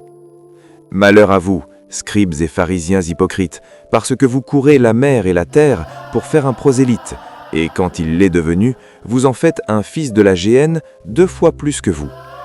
Malheur à vous, conducteurs aveugles, qui dites, si quelqu'un jure par le temple, ce n'est rien, mais si quelqu'un jure par l'or du temple, il est engagé. Insensés et aveugles, lequel est le plus grand, l'or ou le temple qui sanctifie l'or? Si quelqu'un, dites-vous encore, jure par l'autel, ce n'est rien, mais si quelqu'un jure par l'offrande qui est sur l'autel, il est engagé. Aveugle, lequel est le plus grand, l'offrande ou l'autel qui sanctifie l'offrande? Celui qui jure par l'autel et par tout ce qui est dessus. Celui qui jure par le temple et par celui qui l'habite. Et celui qui jure par le ciel, jure par le trône de Dieu et par celui qui y est assis. Malheur à vous, scribes et pharisiens hypocrites, parce que vous payez la dîme de la menthe, de la nette et du cumin, et que vous laissez ce qui est plus important dans la loi, la justice, la miséricorde et la fidélité.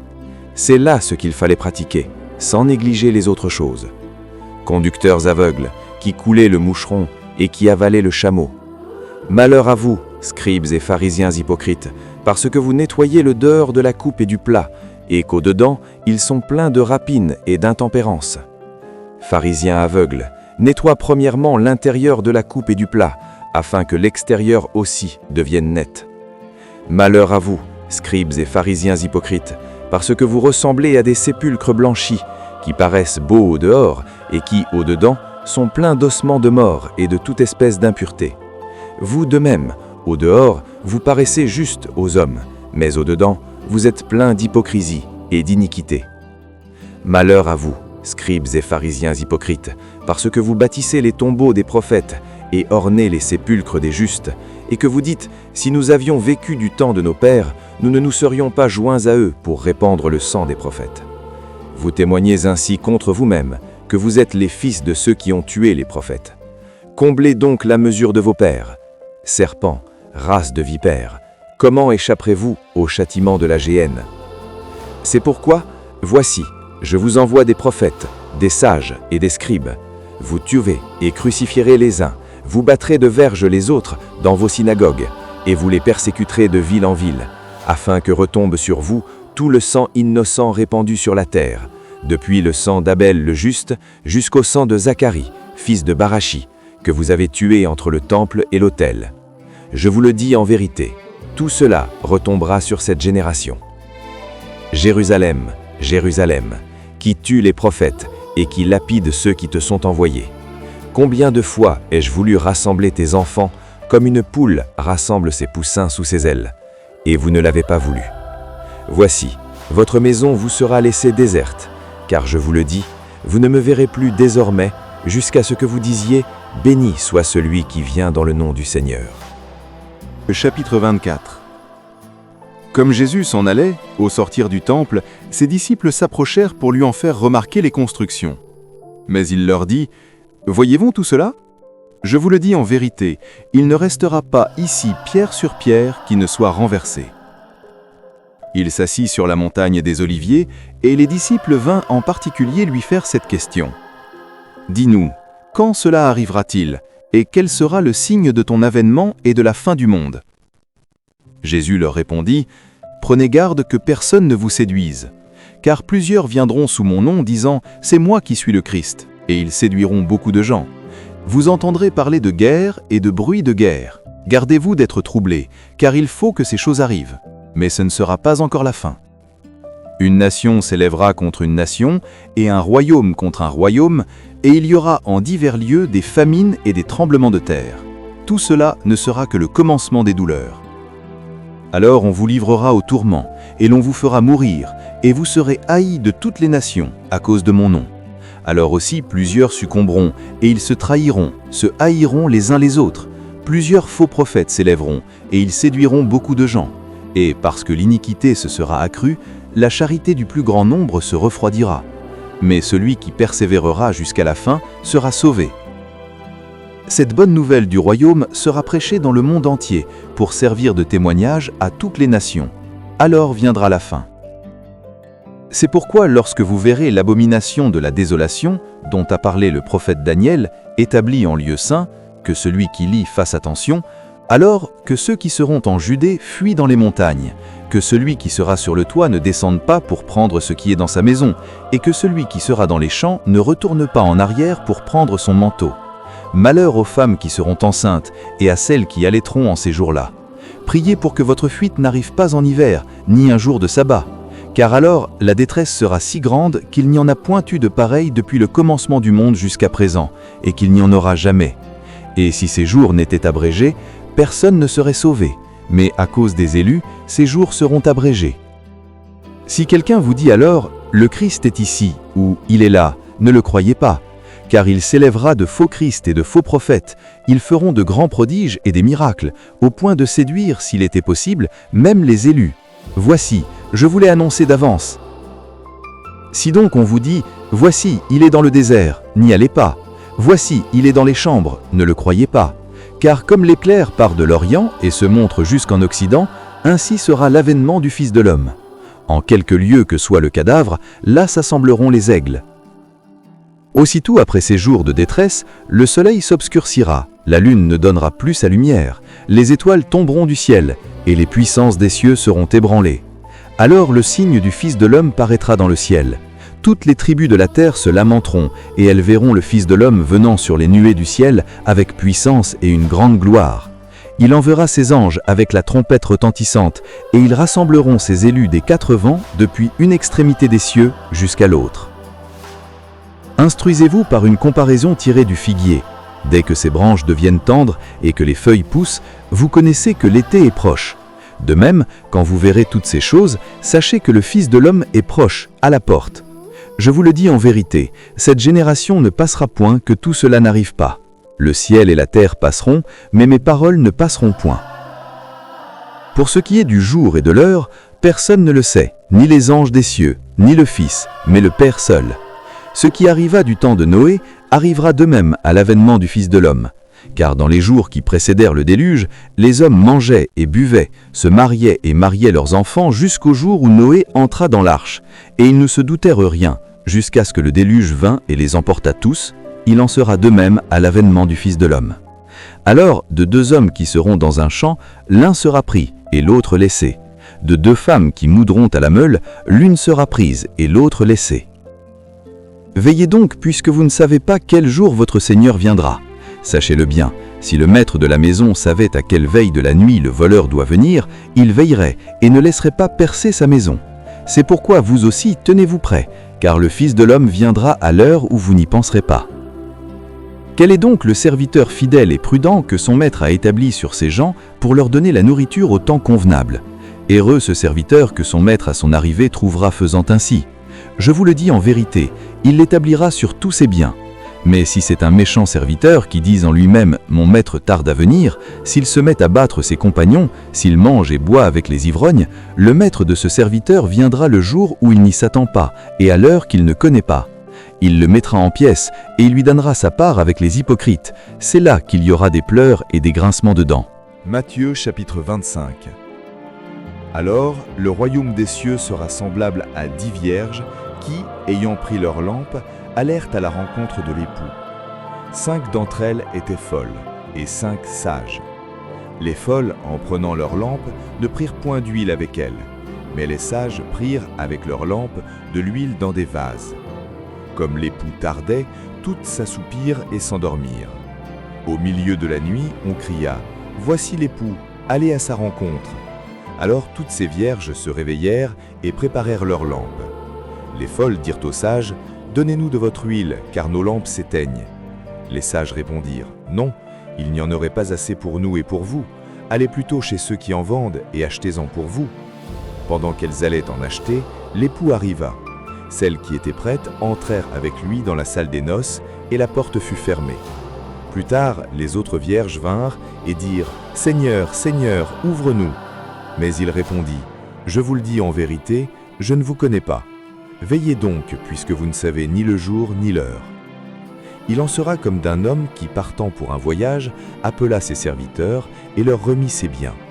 Il donna 5 talents à l'un, 2 à l'autre et 1 au 3e, à chacun selon sa capacité, et il partit. Aussitôt, celui qui avait reçu les 5 talents s'en alla, les fit valoir, et il gagna 5 autres talents. De même, celui qui avait reçu les 2 talents en gagna 2 autres.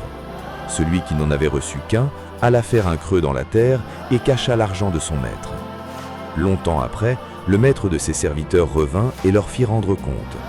Celui qui avait reçu les 5 talents s'approcha en apportant 5 autres talents, et il dit « Seigneur, tu m'as remis 5 talents, voici, j'en ai gagné 5 autres. » Son maître lui dit « C'est bien, bon et fidèle serviteur. Tu as été fidèle en peu de choses, je te confierai beaucoup.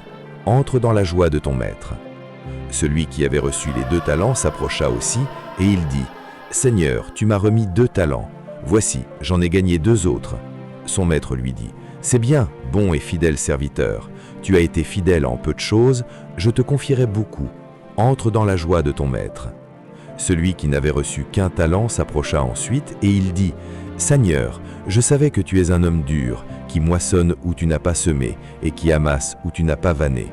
J'ai eu peur, et je suis allé cacher ton talent dans la terre. Voici, prends ce qui est à toi. » Son maître lui répondit « Serviteur méchant et paresseux, tu savais que je moissonne où je n'ai pas semé, et que j'amasse où je n'ai pas vanné.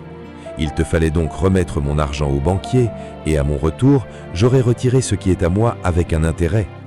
Ôtez-lui donc le talent, et donnez-le à celui qui a les 10 talents. Car on donnera à celui qui a, et il sera dans l'abondance, mais à celui qui n'a pas, on ôtera même ce qu'il a. Et le serviteur inutile, jetez-le dans les ténèbres du dehors, où il y aura des pleurs et des grincements de dents. Lorsque le Fils de l'homme viendra dans sa gloire avec tous les anges, il s'assiera sur le trône de sa gloire. Toutes les nations seront assemblées devant lui. Il séparera les uns d'avec les autres, comme le berger sépare les brebis d'avec les boucs. Et il mettra les brebis à sa droite et les boucs à sa gauche. Alors le roi dira à ceux qui seront à sa droite, « Venez, vous qui êtes bénis de mon Père, prenez possession du royaume qui vous a été préparé dès la fondation du monde. Car j'ai eu faim et vous m'avez donné à manger. J'ai eu soif et vous m'avez donné à boire. J'étais étranger et vous m'avez recueilli. J'étais nu et vous m'avez vêtu. J'étais malade et vous êtes venus vers moi. » Les justes lui répondirent, « Seigneur, quand avons-nous vu avoir faim et t'avons-nous donné à manger, ou avoir soif et t'avons-nous donné à boire? Quand avons-nous vu étranger et t'avons-nous recueilli, ou nu et t'avons-nous vêtu? Quand avons-nous vu malade ou en prison et sommes-nous allés vers toi? » Et le roi leur répondra, « Je vous le dis en vérité, toutes les fois où vous avez fait ces choses à l'un de ces plus petits de mes frères, c'est à moi que vous les avez faites. » Ensuite, il dira à ceux qui seront à sa gauche, « Retirez-vous de moi, maudits, allez dans le feu éternel qui a été préparé pour le diable et pour ses anges. Car j'ai eu faim et vous ne m'avez pas donné à manger. J'ai eu soif et vous ne m'avez pas donné à boire. J'étais étranger et vous ne m'avez pas recueilli. J'étais nu et vous ne m'avez pas vêtu. J'étais malade et en prison et vous ne m'avez pas visité. » Ils répondront aussi, « Seigneur, quand avons-nous vu ayant faim ou ayant soif ou étranger ou nu ou malade ou en prison et ne t'avons-nous pas assisté ?» Et il leur répondra, « Je vous le dis en vérité, toutes les fois où vous n'avez pas fait ces choses à l'un de ces plus petits, c'est à moi que vous ne les avez pas fait. Et ceux-ci iront au châtiment éternel, mais les justes à la vie éternelle. » Matthieu chapitre 25. Lorsque Jésus eut achevé tous ses discours, il dit à ses disciples, « Vous savez que la Pâque a lieu dans 2 jours, et que le Fils de l'homme sera livré pour être crucifié. » Alors les principaux sacrificateurs et les anciens du peuple se réunirent dans la cour du souverain sacrificateur, appelé Caïphe, et ils délibérèrent sur les moyens d'arrêter Jésus par ruse et de le faire mourir. Mais ils dirent que ce ne soit pas pendant la fête, afin qu'il n'y ait pas de tumulte parmi le peuple. Comme Jésus était à Béthanie, dans la maison de Simon le lépreux, une femme s'approcha de lui, tenant un vase d'albâtre qui renfermait un parfum de grand prix. Et pendant qu'il était à table, elle répandit le parfum sur sa tête. Les disciples, voyant cela, s'indignèrent et dirent « À quoi bon cette perte? On aurait pu vendre ce parfum très cher et en donner le prix aux pauvres. » Jésus, s'en étant aperçu, leur dit « Pourquoi faites-vous de la peine à cette femme? Elle a fait une bonne action à mon égard, car vous avez toujours des pauvres avec vous, mais vous ne m'avez pas toujours. En répandant ce parfum sur mon corps, elle l'a fait pour ma sépulture.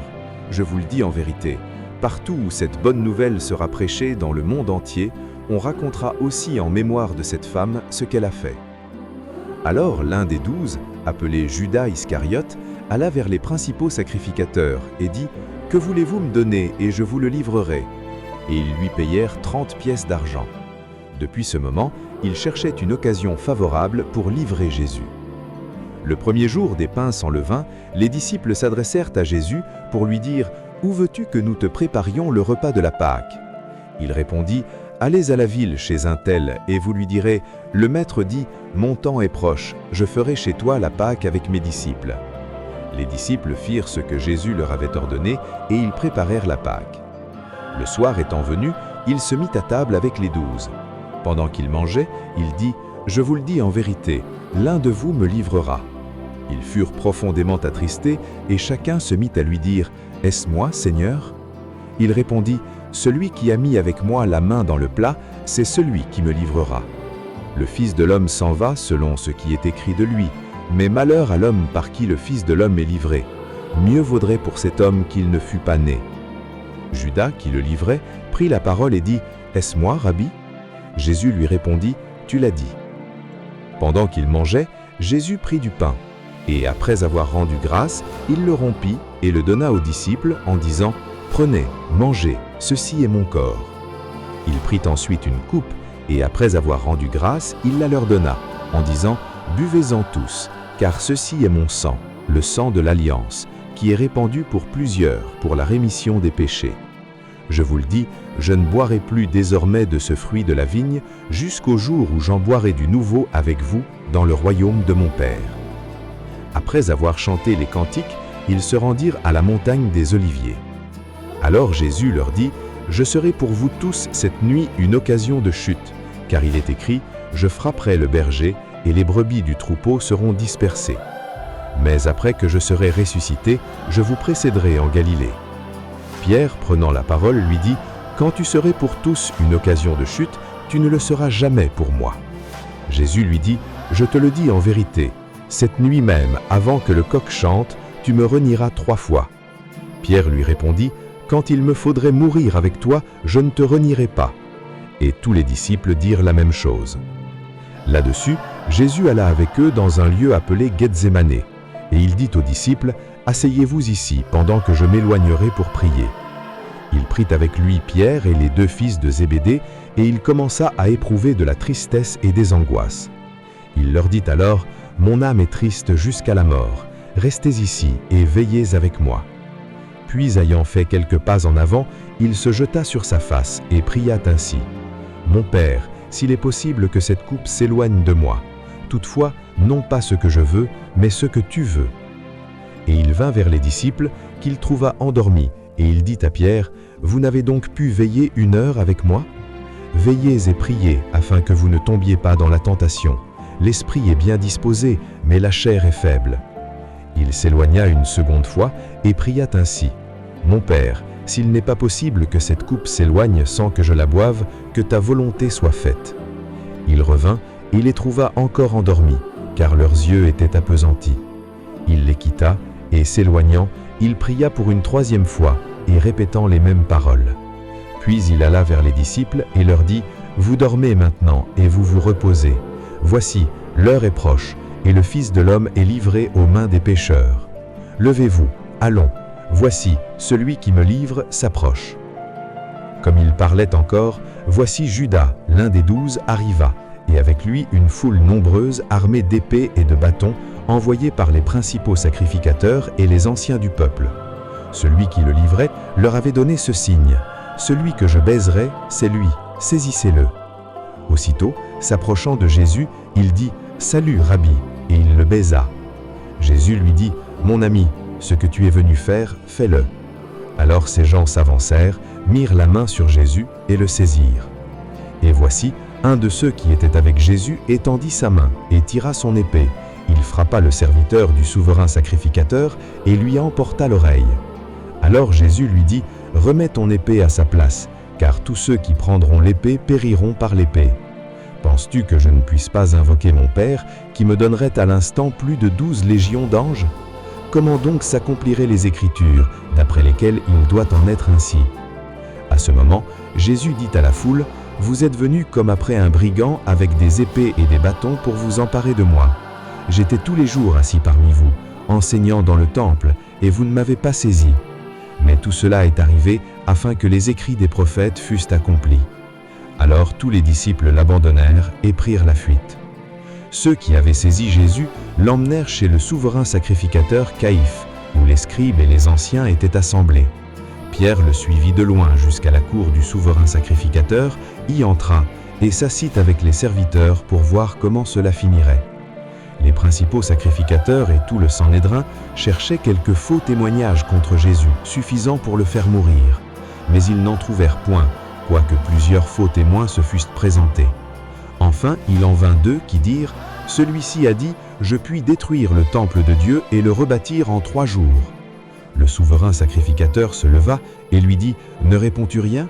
Qu'est-ce que ces hommes déposent contre toi? » Jésus garda le silence, et le souverain sacrificateur, prenant la parole, lui dit, « Je t'adjure par le Dieu vivant de nous dire si tu es le Christ, le Fils de Dieu. » Jésus lui répondit, « Tu l'as dit.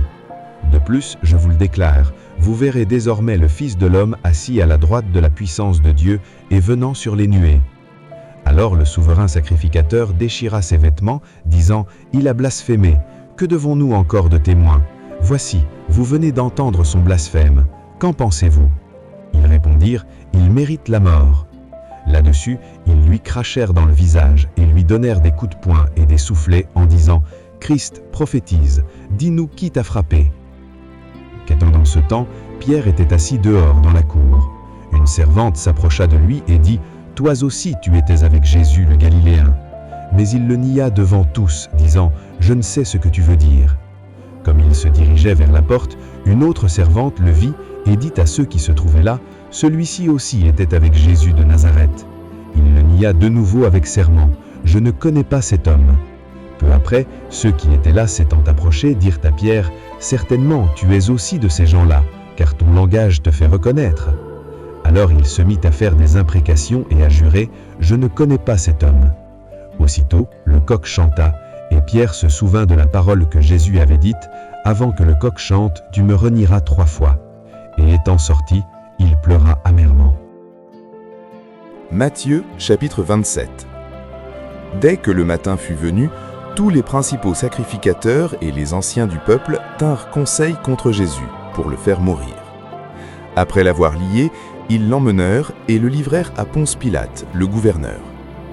Alors Judas, qui l'avait livré, voyant qu'il était condamné, se repentit et rapporta les 30 pièces d'argent aux principaux sacrificateurs et aux anciens, en disant « J'ai péché en livrant le sang innocent. » Ils répondirent « Que nous importe, cela te regarde. » Judas jeta les pièces d'argent dans le temple, se retira et alla se pendre.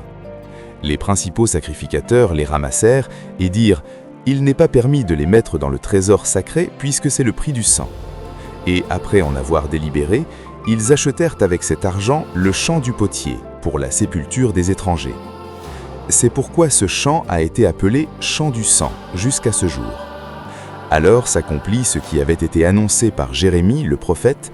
Ils ont pris les 30 pièces d'argent, la valeur de celui qui a été estimé, qu'on a estimé de la part des enfants d'Israël, et ils les ont donnés pour le champ du potier, comme le Seigneur me l'avait ordonné. Jésus comparut devant le gouverneur. Le gouverneur l'interrogea en ces termes « Es-tu le roi des Juifs ?» Jésus lui répondit « Tu le dis. » Mais il ne répondit rien aux accusations des principaux sacrificateurs et des anciens. Alors Pilate lui dit « N'entends-tu pas de combien de choses il t'accuse ?» Et Jésus ne lui donna de réponse sur aucune parole, ce qui étonna beaucoup le gouverneur. À chaque fête, le gouverneur avait coutume de relâcher un prisonnier, celui que demandait la foule. Ils avaient alors un prisonnier fameux nommé Barabbas. Comme ils étaient assemblés, Pilate leur dit « Lequel voulez-vous que je vous relâche, Barabbas ou Jésus, qu'on appelle Christ ?» Car ils savaient que c'était par envie qu'ils avaient livré Jésus. Pendant qu'il était assis sur le tribunal, sa femme lui fit dire « Qu'il n'y ait rien entre toi et ce juste, car aujourd'hui j'ai beaucoup souffert en songe à cause de lui. » Les principaux sacrificateurs et les anciens persuadèrent à la foule de demander Barabbas et de faire périr Jésus. Le gouverneur, prenant la parole, leur dit « Lequel des deux voulez-vous que je vous relâche ?» Ils répondirent « Barabbas. » Pilate leur dit « Que ferai-je donc de Jésus, qu'on appelle Christ ?» Tous répondirent « Qu'il soit crucifié. » Le gouverneur dit « Mais quel mal a-t-il fait ?» Et ils crièrent encore plus fort « Qu'il soit crucifié. » Pilate, voyant qu'il ne gagnait rien, mais que le tumulte augmentait, prit de l'eau, se lava les mains en présence de la foule et dit « Je suis innocent du sang de ce juste, cela vous regarde. » Et tout le peuple répondit « Que son sang retombe sur nous et sur nos enfants. » Alors Pilate le relâcha Barabbas, et après avoir fait battre de verges Jésus, il le livra pour être crucifié. Les soldats du gouverneur conduisirent Jésus dans le prétoire, et ils assemblèrent autour de lui toute la cohorte. Ils lui ôtèrent ses vêtements et le couvrirent d'un manteau écarlate. Ils tressèrent une couronne d'épines qu'ils lui posèrent sur la tête, et ils lui mirent un roseau dans la main droite. Puis, s'agenouillant devant lui, ils le raillaient, en disant « Salut, roi des Juifs !» Et ils crachaient contre lui, prenaient le roseau et frappaient sur sa tête. Après s'être ainsi moqués de lui, ils lui ôtèrent le manteau, lui remirent ses vêtements et l'emmenèrent pour le crucifier. Lorsqu'ils sortirent, ils rencontrèrent un homme de Cyrène, appelé Simon, et ils le forcèrent à porter la croix de Jésus. Arrivés au lieu nommé Golgotha, ce qui signifie « lieu du crâne », ils lui donnèrent à boire du vin mêlé de fiel, mais quand il l'eut goûté, il ne voulut pas boire. Après l'avoir crucifié, ils se partagèrent ses vêtements en tirant au sort, afin que s'accomplisse ce qui avait été annoncé par le prophète. Ils se sont partagés mes vêtements, et ils ont tiré au sort ma tunique. Puis ils s'assirent et le gardèrent. Pour indiquer le sujet de sa condamnation, on écrivit au-dessus de sa tête « Celui-ci est Jésus, le roi des Juifs ». Avec lui furent crucifiés 2 brigands, l'un à sa droite et l'autre à sa gauche. Les passants l'injuriaient et secouaient la tête en disant « Toi qui détruis le temple et qui le rebâtis en 3 jours, sauve-toi toi-même. Si tu es le Fils de Dieu, descends de la croix. » Les principaux sacrificateurs, avec les scribes et les anciens, se moquaient aussi de lui et disaient « Il a sauvé les autres et il ne peut se sauver lui-même. S'il est roi d'Israël, qu'il descende de la croix et nous croirons en lui. » Il s'est confié à Dieu, que Dieu le délivre maintenant s'il l'aime, car il a dit « Je suis fils de Dieu ». Les brigands, crucifiés avec lui, l'insultaient de la même manière. Depuis la 6e heure jusqu'à la 9e, il y eut des ténèbres sur toute la terre, et vers la 9e heure, Jésus s'écria d'une voix forte « Élie, Élie, lama sabachthani », c'est-à-dire « Mon Dieu, pourquoi m'as-tu abandonné ?» Quelques-uns de ceux qui étaient là, l'ayant entendu, dirent « Il appelle Élie ». Et aussitôt, l'un d'eux courut prendre une éponge qu'il remplit de vinaigre, et l'ayant fixée à un roseau, il lui donna à boire. Mais les autres disaient « Laisse, voyons si Élie viendra le sauver. » Jésus poussa de nouveau un grand cri et rendit l'esprit. Et voici, le voile du temple se déchira en 2, depuis le haut jusqu'en bas, la terre trembla, les rochers se fendirent, les sépulcres s'ouvrirent, et plusieurs corps des saints qui étaient morts ressuscitèrent. Étant sortis des sépulcres après la résurrection de Jésus, ils entrèrent dans la ville sainte et apparurent à un grand nombre de personnes. Le centunier et ceux qui étaient avec lui pour garder Jésus avaient été saisis d'une grande frayeur, avaient vu le tremblement de terre et ce qui venait d'arriver. Ils dirent « Assurément, cet homme était fils de Dieu ». Il y avait là plusieurs femmes qui regardaient de loin, qui avaient accompagné Jésus depuis la Galilée pour le servir. Parmi elles étaient Marie de Magdala, Marie, mère de Jacques et de Joseph, et la mère des fils de Zébédée. Le soir étant venu, arriva un homme riche d'Arimathée, nommé Joseph, qui était aussi disciple de Jésus. Il se rendit vers Pilate et demanda le corps de Jésus. Et Pilate ordonna de le remettre. Joseph prit le corps, l'enveloppa d'un linceul blanc et le déposa dans un sépulcre neuf qu'il s'était fait tailler dans le roc. Puis il roula une grande pierre à l'entrée du sépulcre et il s'en alla. Marie de Magdala et l'autre Marie étaient là, assises vis-à-vis du sépulcre. Le lendemain, qui était le jour après la préparation, les principaux sacrificateurs et les pharisiens allèrent ensemble auprès de Pilate et dirent « Seigneur, nous nous souvenons que cet imposteur a dit, quand il vivait encore, « Après 3 jours, je ressusciterai. Ordonne donc que le sépulcre soit gardé jusqu'au 3e jour, afin que ses disciples ne viennent pas dérober le corps et dire au peuple « Il est ressuscité ». Cette dernière imposture serait pire que la première. Pilate leur dit « Vous avez une garde, allez, gardez-le comme vous l'entendrez. » Ils s'en allèrent et s'assurèrent du sépulcre au moyen de la garde, après avoir scellé la pierre. Après le sabbat, à l'aube du 1er jour de la semaine, Marie de Magdala et l'autre Marie allèrent voir le sépulcre. Et voici, il y eut un grand tremblement de terre, car un ange du Seigneur descendit du ciel, vint rouler la pierre et s'assit dessus. Son aspect était comme l'éclair, et son vêtement blanc comme la neige. Les gardes tremblèrent de peur et devinrent comme morts. Mais l'ange prit la parole et dit aux femmes « Pour vous, ne craignez pas, car je sais que vous cherchez Jésus qui a été crucifié. Il n'est point ici, il est ressuscité, comme il l'avait dit. Venez, voyez le lieu où il était couché, et allez promptement dire à ses disciples qu'il est ressuscité des morts. Et voici, il vous précède en Galilée, c'est là que vous le verrez. Voici, je vous l'ai dit. » Elles s'éloignèrent promptement du sépulcre avec crainte et avec une grande joie, et elles coururent porter la nouvelle aux disciples. Et voici, Jésus vint à leur rencontre et dit « Je vous salue ». Elles s'approchèrent pour saisir ses pieds et elles se prosternèrent devant lui.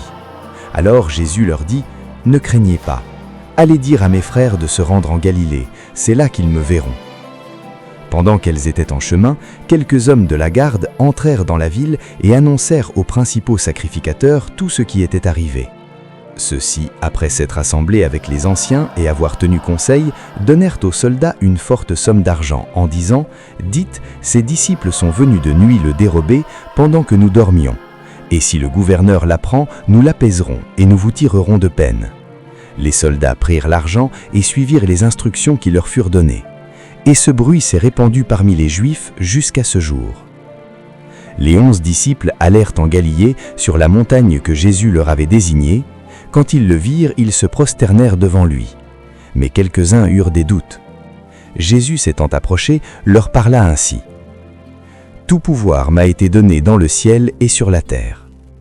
Allez, faites de toutes les nations des disciples, les baptisant au nom du Père, du Fils et du Saint-Esprit, et enseignez-leur à observer tout ce que je vous ai prescrit. Et voici, je suis avec vous tous les jours jusqu'à la fin du monde. »